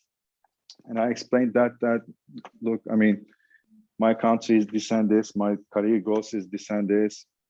So I think like, I mean, studying in the United States would be a really good opportunity for me, not only as a lawyer, but also I'm quite eager to give back to my community, to the other Fulbrighters, and also back to my country. I would really work hard for the development and betterment of my country. And then I won the scholarship. And then I studied in the United States. I was in New York. I mean, it was a lovely experience. So I will also share a couple of screens. I couldn't prepare a presentation because, I mean, today was really busy and everyone is in the office working. So I can also share with you some photos. 1 second. So this is part of so one of the things that I recommend is that when you go there, I mean, actually I had a vision of studying in the United States and learning a lot from it. But the best part of the Fulbright experience is that you really learn about the American way of living. You have so many American friends in the United States, and those contacts, you will be in touch with them for all your life. For instance, like, I mean, there are a couple of others. For instance, this is part of a dinner from my enrichment program. It was a dinner in New York City. And then this is a photo from my experience that after I passed the New York bar exam. And after I passed the New York bar exam, for instance, I can still visit some old friends in the city of New York or in other parts of the United States. You know, I mean, I came back. So this is 2 years after ending my Fulbright experience and coming back. So whenever I just, you know, knock on the doors of my mentors there, because I fully benefited from the enrichment seminars and programs. And I also attended the Fulbright chapters meetings. So that's why, I mean, I've gained so much experiences there. And for instance, like this is me at the Bar Association meeting. And this is, I think, one of the visits that I had with former Senator Chris Dodd in New York, in Washington, D.C. So for instance, like just after the bar exam now, just after the Bar Association meetings, I can just knock on the door of a senior person in the United States, thanks to the Fulbright opportunities. So Fulbright is this. Fulbright gives you a huge world if you really want to benefit out of it, on the condition that, I think, on the condition that you should come back here, you know, reorient yourself back to your country, and, you know, promise that I will give back to the other Fulbrighters, and I will work hard for the development of my humble country, Turkey. So I see so many students that, I mean, who are struggling to, you know, get back to get accustomed to the Turkish way of living after studying in the United States. But I mean, they should just touch with each other, stand shoulder by shoulder with the other Fulbrighters. So there are so many strong academics like Ersel Hoca, Yusuf Hoca, and there are so many other prestigious academics if you follow a career in the academic route. or if you follow a, English teaching speaker or English teacher or other teaching opportunities, then there are so many really bright, good English teachers of us. Or if you want to follow a professional career like us, there are so many people like myself, even senior people than I do. So it's a really good experience. So we are trying to create a community here. And as part of that giving back culture, so I'm actually leading the Fulbright Alumni Association. Let's say in Turkey, because I mean our association, as we claim, is the only legal alumni association in Turkey. So I will also share my screen for the last time, and then you will see some of our Fulbright events. So this is our Fulbright alumni page. So as you see, there are so many senior Fulbrighters that we reach out. Some of them you may know, some of them you may not. We organize online seminars with them. Before the pandemic, actually, we were organizing in-person, face-to-face meetings and dinners with several senior people, young people. And we also organized events in different corners of Turkey as well. For instance, this is from our meeting in Adana. You can see we reserved a really good meeting room in a hotel. And for instance, like that, you can see some others. This is from a meeting in Antalya. This is from a meeting in Ankara. This one is also in Ankara. This one is in Istanbul. This one is from Izmir. So we've done a lot. So what I'm saying is that Fulbright allowed me, I mean, that ugly duckling that you see in the first photo, allowed me a great opportunity. And thanks to Fulbright, now I passed the New York bar exams. So even though I'm still a young lawyer, I'm quite confident. So in my own firm, I welcome foreign investors to Turkey. I treat them nicely, I protect their interests and work for my country. On the other hand, thanks to Fulbright, I realized my dreams. I became an international lawyer. So I am giving back to the community. So, I mean, I encourage every one of you to join the alumni associations. Hopefully, with Yusuf Hoca, we will combine these associations and make one single one in Turkey. And then join us, give back to your community, come with ideas, and then let's make them happen. And ultimately, we will all benefit from this experience. And our country will benefit from really bright, young, enthusiastic Fulbrighters like all of us. So if you have any questions, you can just write down here. I would be happy to answer. So thank you so much. Thank you very much, Faruk. Meltem, would you like to share any pictures of yours? We are waiting for that. So I'm going to share some pictures with my office mates, my colleagues. So I think I will be able to, okay.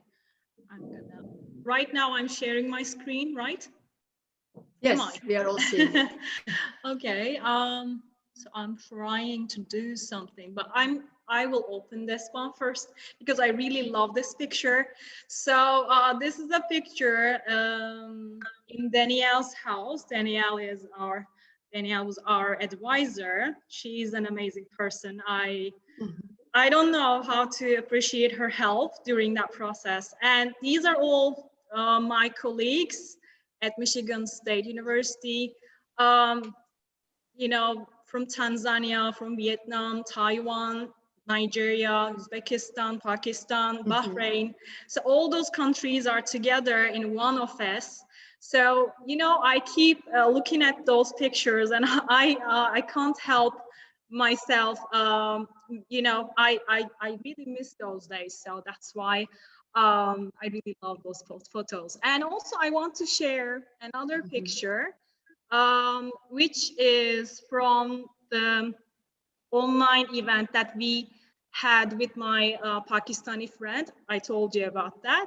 So my students from Izmir Democracy University and Faiza students from Pakistan, they came back, they came together in this platform, and my students talked about our cultural elements, our history, our food, our dances. So this is just, you know, screenshot from that. And you can see there were lots of people in that one. And also, I want to show you another one with Benjamin, my American student, and my own students here. So it's not a very nice picture, but probably you see it, right? Okay, so these are all my students. And this is Benjamin. It was 9 a.m. At probably, no, he was in Washington, D.C. And here it was 5 p.m. in Turkey, but we just made it happen and we just have had that event. So these are all I want to share with you. I want to come back to, okay, stop share. Yes, I did it, I guess. Thank you very much, Meltem. And now I think we can pass to Q&As. There are, of course, questions, but we will answer them as much as our time allows us. So the first question is, thank you for sharing your experiences. What was the hardest situation you had difficulty getting used to during your Fulbright scholarship? Anyone would like to answer? Maybe Enes? Enes, would you like to answer? Yeah, I can take that. So I think there are different, like, challenges always change. It's not like one challenge stays forever in your experience.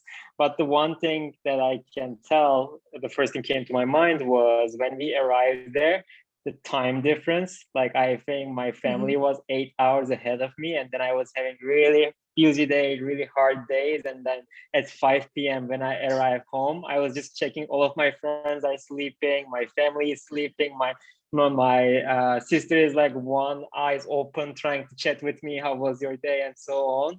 So I think that was really challenging to find common time with your family and friends to be able to keep your relationship and connections with the people in Turkey, but you get used to that. And then the second thing was funny was, like, I think when I first arrived, I didn't know where to shop. I was just trying to learn where should I buy groceries and so on. I accidentally went to most organic, antibiotic-free, like the most elite store in Chicago. And I was like, oh, I thought things would be not this expensive. And I think I just burned my my first 10% of my monthly scholarship with that small grocery trip. So that was the two challenges, the one fun and then one real one. But I think at the future, the biggest one that you need to break in 3 to 4 months is really adjusting to culture, because these people are having a really different childhood, really different family structure and friend structure. So I think being really open and listening to them to how is their life, how is their the motivations and approach to life is not a challenge, but it is something you need to be actively working on to understand and also represent your culture meanwhile doing so. Thank you very much. And another question is, it's again for all of you. If you didn't get the Fulbright scholarship and join the Fulbright community, where would you see yourself today, academically and professionally? Professor Kadıoğlu, would you like to answer that? Comparing of what? I don't know. Comparing of what? Because it is a very difficult question to answer. If you compare to the moderate people, you are actually at a big level. But if you compare to the whole of the United States, you are at the basic level of the or the beginning level. But really difficult to answer these questions. But we can say that if you dream to do something, and if you work to do your work, you may succeed and you may get what you are dreaming. I dreamed, and really when I was in Columbus, I dreamed many things, but I did a lot of what I dreamed because I worked very hard. This is the point of actually because of the around of your people. If you select a good friend and if you select a good team, you may succeed, but if you select bad team, you will not able to succeed if you whatever you dream. So depending on your capability, also it's very important. And as I told that if you want to be a big or if you want to be friendly people, you have to share what you know. You have to share all your knowledge, and you have to share all you have get it, because sharing is a really very good thing to be at the top of your dream. Very true, very true. And Meltem, would you also like to answer that question?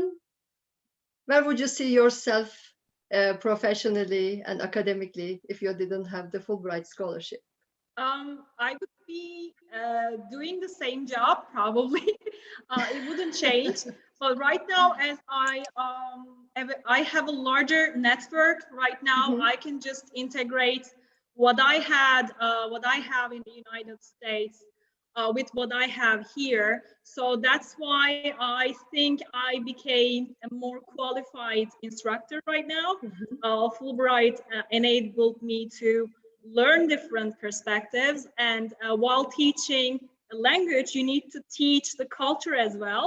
So that's why I think it was a great experience.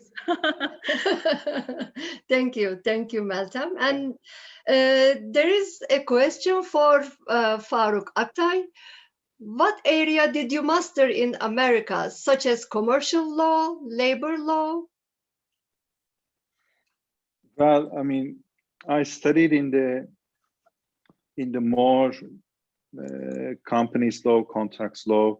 So I studied private law. If you think the other part of the law is public law, where you study constitutional law or administrative law or criminal law, I was more specialized in the private law. So within that framework of private law, I studied more corporations, commercial, and litigation, arbitration type of studies. Because the United States actually is built upon large corporations since even right after the independence. So studying companies law in the United States is amazing, and the capital markets is so deep in the United States. So there are still so many things, so many notions that you can study in the United States and come back to your country and explain them in your country. So this was my specialty. Thank you. And another question is, this is again for all of you. Can you please share your comparison of the academic life in Turkey and the United States with your personal experiences? And may I answer this question? Sure. Yeah. If you're comparing the academic stuff in Turkey and the United States, academic stuff in Turkey is quite difficult, because you are responsible from all the equipment and all the materials. You have it from the project, and you have actually not easy to get the project as you can get in the United States. So even the member of your team or your students is not able to travel anywhere as you in the United States. So academic in United States, when I was in Columbus, for example, I published 3 papers in 6 months. When I returned back to Turkey, I can able to just publish 1 paper per year. So this is not actually from my times of the work. This is depend on the conditions of the academic staff. You have many responsibility, you have many students, and without any basement. Now, actually, from the 2002, I am still working to establish my laboratory. So establishing laboratory is not finished. You have to keep it, and you have to do something in order to continue this laboratory to be worked. So it is not able to just say it is almost the same. It is quite comparable between each other. So the academic in Turkey, to be a staff in Turkey, it is quite difficult. Even we have, that we have association of Fulbright Association Turkish in Turkey. So we have many academic staff, and it is not easy to be together at as you want, because every people quite busy, many responsibility, and for this reason sometimes you have to give up some responsibility from your wife and from your family in order to be succeed in your life. Thank you. Thank you. Thank you. There are so many questions actually, but since we ran out of time, I have to end our session here. I would like to thank our guests and everyone for joining us. It was so wonderful to have you here, Professor Kaan Kadıoğlu, Enes, Meltem, and Faruk. But now we will give a very short break, and then after the break, our Istanbul office coordinator, Ms. Betty Delevi, will be with you with Professor Thomas Lovejoy. Bye. Thank you very much. Bye-bye. Bye-bye. Thank you. Thank you. Thank you. Thank you.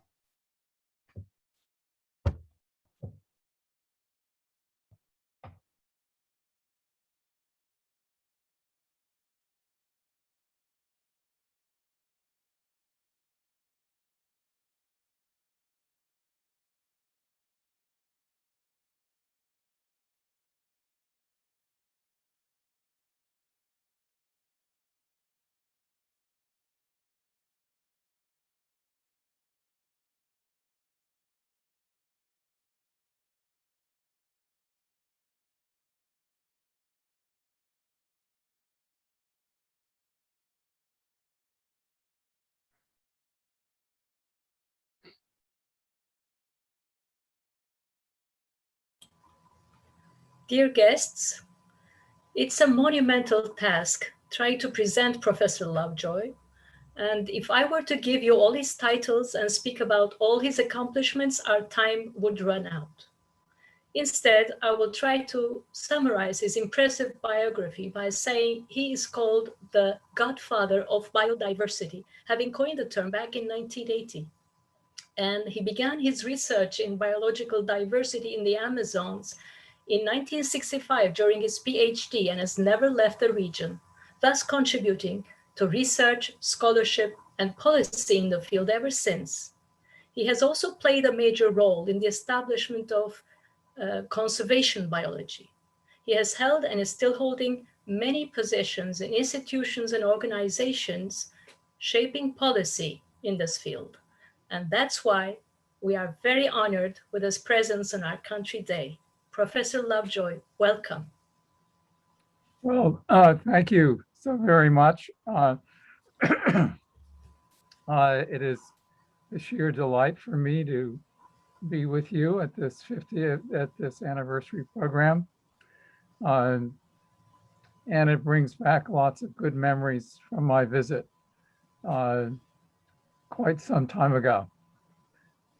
So I was going to ask about your experience, and it would be nice if you could start with that. I know that you were a 50th year anniversary specialist lecturer, and you came to Istanbul for a few days, but that's about all I know. So we'd really appreciate if you talked about your experience, how that came about. Did you choose to come to Turkey? Were you selected? Did you apply to the program? And what kind of experience do you remember?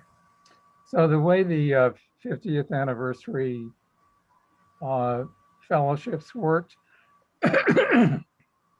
was that the Fulbright program chose the people they would like to have as lecturers with their agreement, of course, and who would say no to that. But that didn't mean anything actually would happen. That list of lecturers was made available to the Fulbright organizations around the world. And they were the ones that chose or not chose to have a particular individual.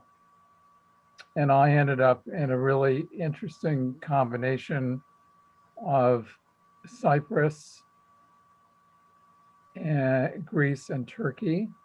Greece dropped out because of last-minute elections, which actually gave me more time in Cyprus and more time in Istanbul. Okay. And it's been 25 years since you visited Istanbul, but what do you remember about your experience? Well, what I remember about it was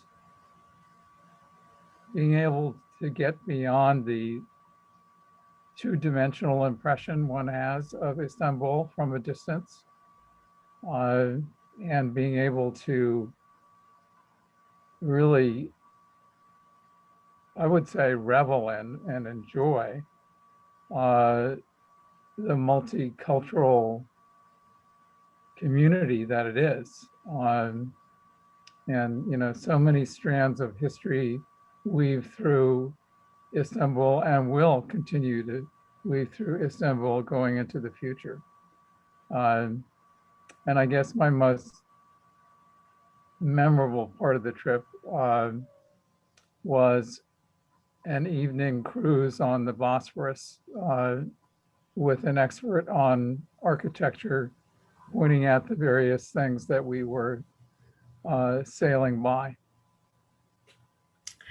Yes, even as you describe your experience, I can understand how what a nice experience it must have been. Yes, I hope maybe you can do that again in the future for some other occasion. Well, that would be fun. Yes. Professor Lovejoy, could you talk about how scholarship in your field in biological diversity, biodiversity, has developed over the years? Looking back to maybe the 1970s, what was known back then? What was important? And what has become maybe more important or significant over time? So in the late 60s and into the 1970s, there was a very strong scientific interest about the number of species in different kinds of communities, different kinds of islands. The big question was, what kinds of processes actually informed those numbers? And it was at one level a very theoretical discussion, but you couldn't think about it very long without realizing that biodiversity as a subject had a very immediate and practical side. Namely, what can we do to conserve the incredible variety of life on Earth we share this planet with and benefit from? And so that coincided with the UN Conference on the Environment in 1970. Successor events like Earth Day, and then ultimately the extraordinary Earth Summit in Rio de Janeiro in 1992, where the Convention on Biological Diversity actually came into existence.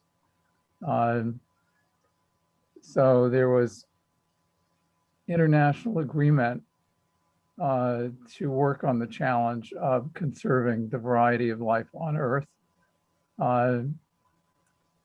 And there have been some, important achievements as a consequence, but the forces, the forces of destruction have continued to be greater than the forces of conservation.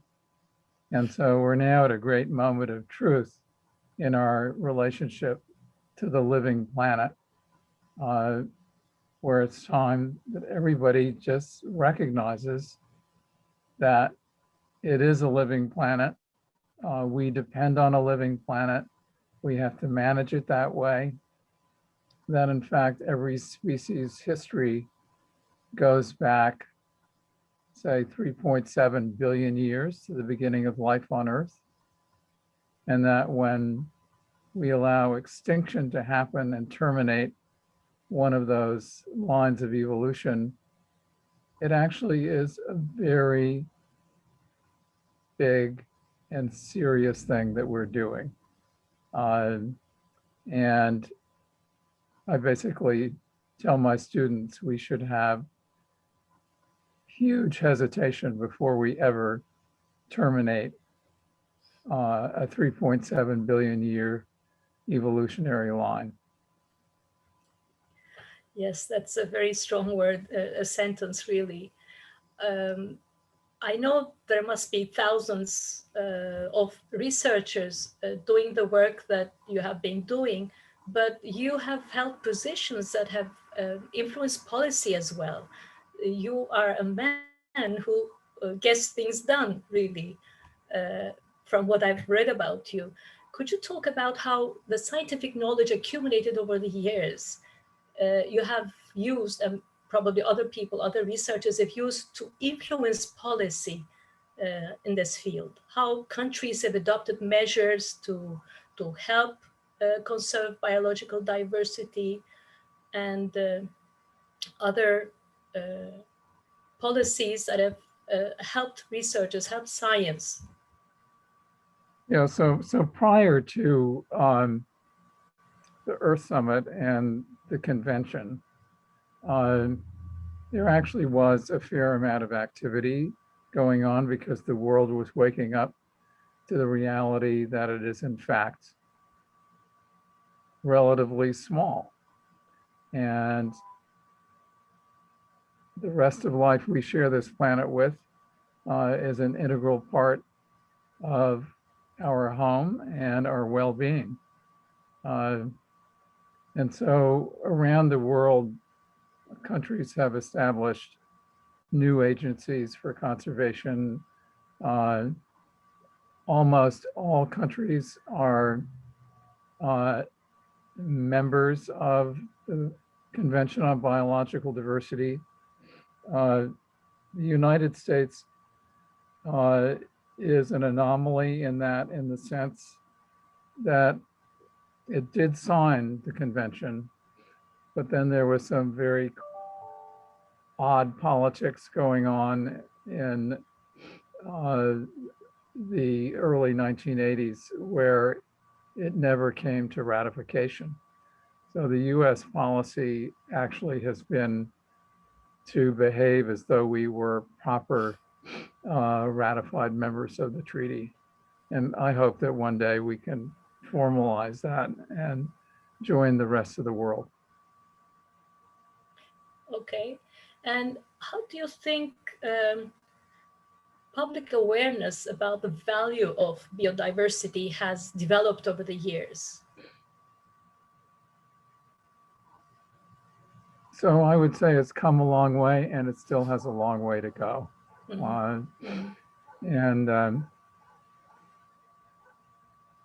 You know, there are 3 times as many people in the world today as when I was born.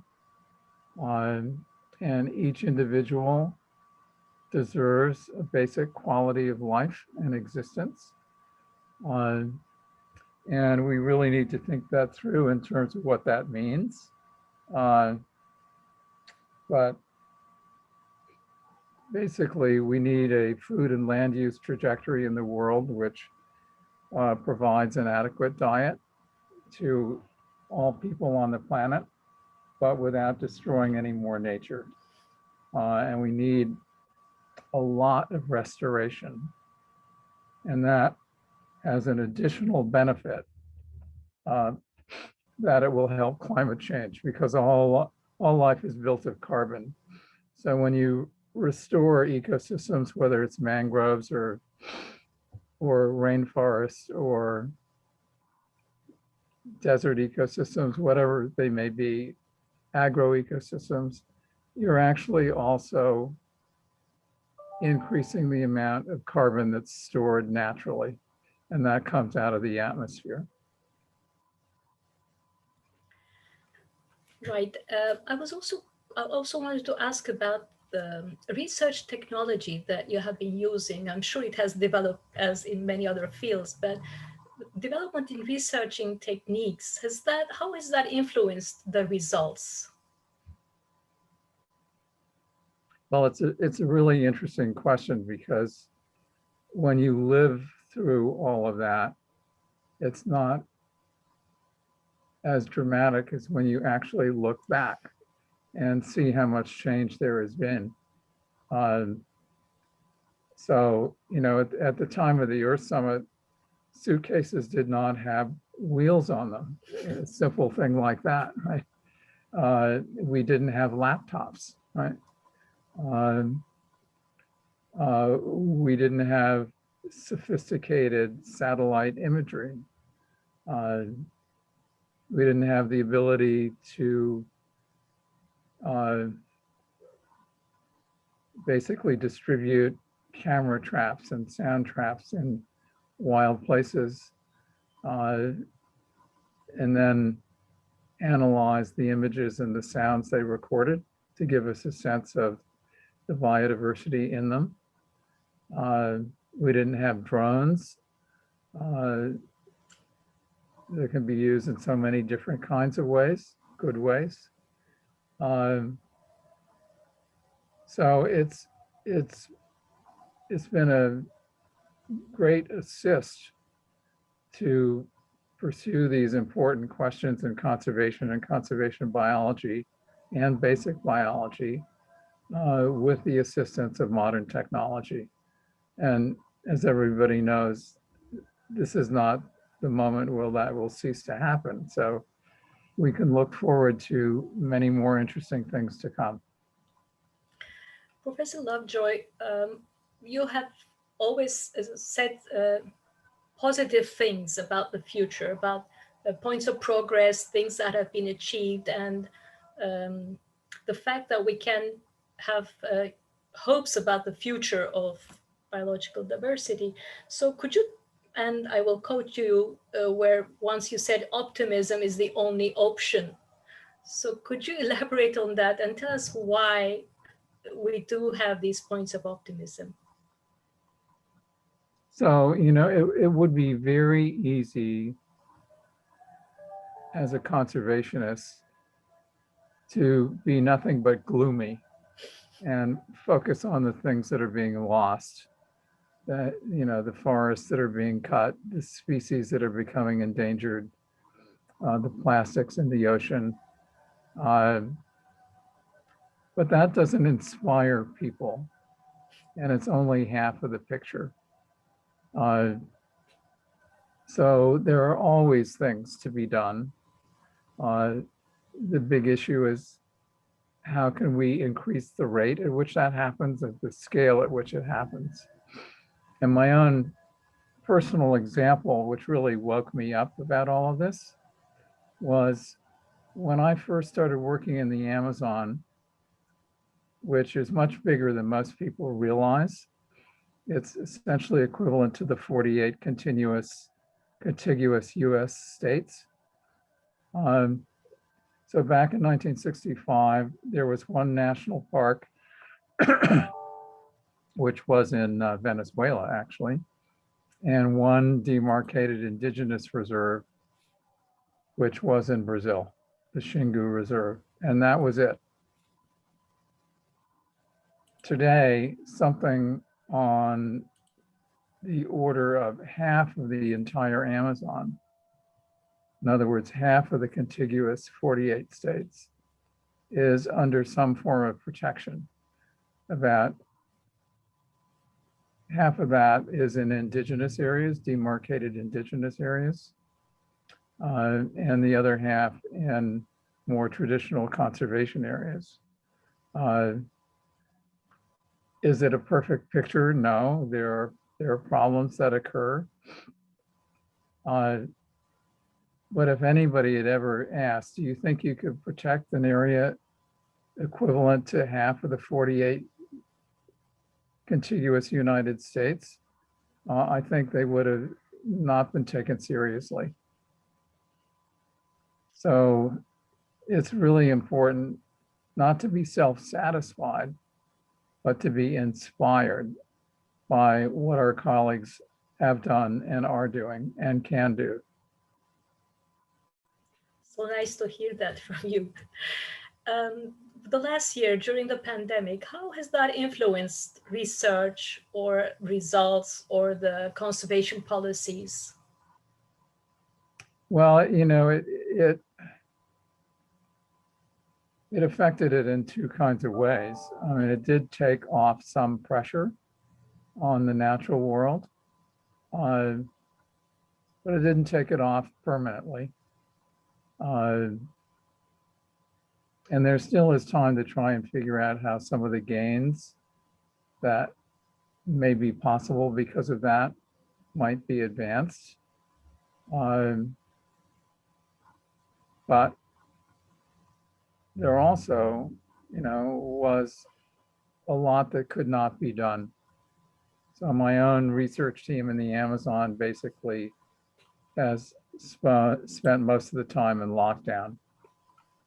I would say, since the beginning of the pandemic, they have probably managed to get 8 or 10 weeks in the field, period.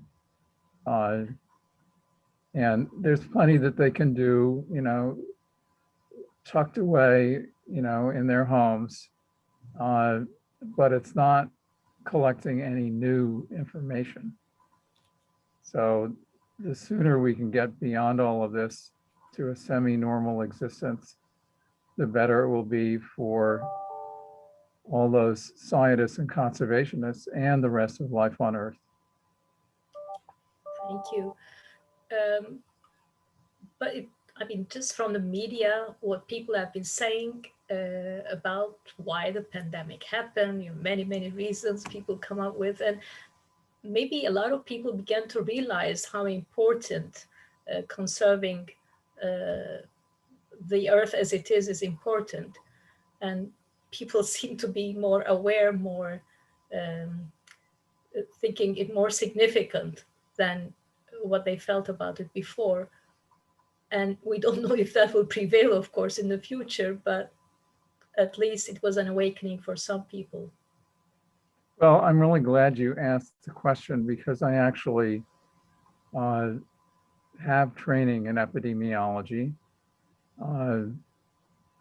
All the birds I was studying in the Amazon in the late 60s, I was also studying for their potential to carry and pass around arthropod-borne viruses. So diseases emerge from nature on a regular basis. And it's more often than not because of the way we treat nature. And the COVID-19 virus, which we all have spent a lot of time dealing with in the last year and a half, was actually already known as a bat virus. And there are other COVID viruses carried in bats in South Asia. And I know there's some argument going on at the moment, but I think in the end, what really causes pandemics is the way we mistreat nature. And that is both destruction of forests or other habitats, but also wildlife trade and wildlife markets, in which, you know, animals are basically removed from the wild and sent around the world in very poor conditions. They're highly stressed, which means that their ability to resist these viruses is diminished. And then they end up in markets. So jumping into human populations is really easy. So I think anybody who knew epidemiology was not surprised. We have been due for something like this for a long time. And we will have something more. I have to do one thing. I'll be right back. Thank you.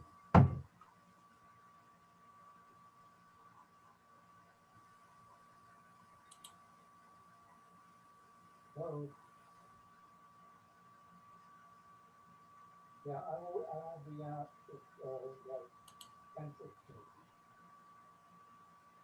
Okay, thank you.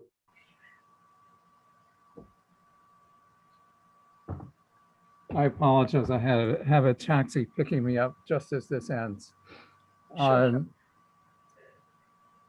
So I think one of the really important things to do going ahead is to have a much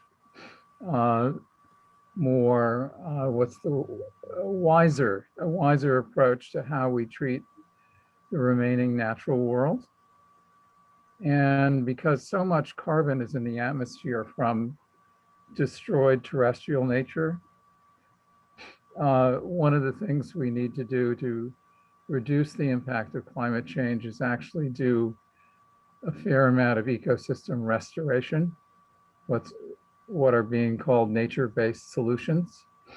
And I would just say, you know, climate change in the end is a biological problem. Fossil fuels are just ancient photosynthesis, trapped geologically, and now being released in a geological instant. And then there is the amount of carbon from destroyed nature, which is roughly equivalent to half of terrestrial ecosystems. So that gives you a sense of the scale. And we can capture some of that back. And that will be good for biodiversity and good for climate change. Thank you. Thank you for telling us about the road ahead and for having optimism in what can be done. Thank you. There was a question asking you why did you choose your field of study as biological diversity? How did that happen? So I was just totally fascinated by the variety of life on Earth. I have to run one more time. Yes.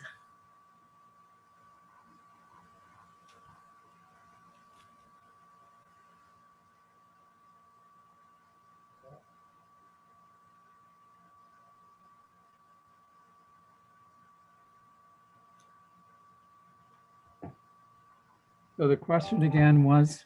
Yes. How did you choose biological diversity as your field of study? What was the reason? Well, I would say in a way it chose me. I went to a school with a zoo at the age of 14, having no interest in science at all, but really being interested in animals, and had an amazing biology teacher. So before I was 15, I understood the outline of life on Earth and was fascinated by it and was never able to get enough of it, even to this day, right? So in a sense, it was almost inevitable that at some point the phrase biological diversity might come to my mind. But the reality was that there were people and scientists right then, like Ed Wilson, who were also thinking about this. And we all ended up, there were 3 of us using that term in 1980. Nobody paid any attention to who was first. Nobody was even thinking we coined a new phrase. And it was only later that somebody looked back and said that I was first by a little bit. Okay, and your story just shows how powerful an inspirational teacher can be in a person's life. And we should pay homage to your science teacher as well, for inspiring you and making you who you are, maybe putting you on the road to who you are. Yeah, Okay. so I have a cousin who went to the same school, who went into the performing arts, and he took the optional second year of biology, and one of his classmates said to him, well, why are you taking that, given your interest in the arts? And he said, well, this is the smartest teacher in the school, right? Yes, the power of teachers. Yes, definitely. Maybe as a teacher as well, would you like to give a piece of advice for young researchers in the field, young Fulbrighters who want to study in this field? What would you advise them to do, to look out for, or not do, perhaps? So there's a lot of basic science that still needs to be done. And there's tons of applied science that's calling out for attention.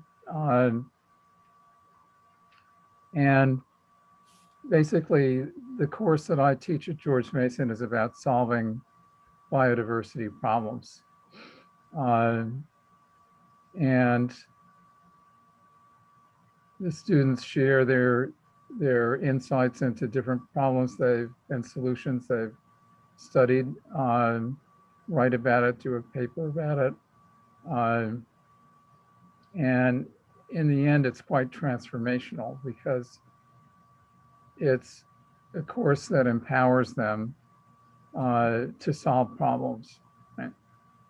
And we're just in the last days right now. I'm marking the grades. Right? Okay, so still on your positive note, trying to find solutions to these big challenges. Wonderful. Okay, Professor Lovejoy, it has been an honor to have met you, to have hosted you. Thank you for your work. Thank you for your time. And thank you for the inspiration that you are. Thank you very much. Well, thank you for the opportunity to remember the great time I had 25 years ago. And hoping to see you back for some other occasion. Absolutely. Thank you. Okay, thank you. Dear guests and alumni, thank you for joining us in our celebration of the Country Day for Turkey. I would also like to thank my fellow colleagues at the Turkish Fulbright Commission who have taken part in or contributed to this organization. We hope to have more such celebrations in the future for many more milestone anniversaries because the Fulbright mission is such a universal one that it needs to live forever. We wish health and peace for all. Good day and good evening.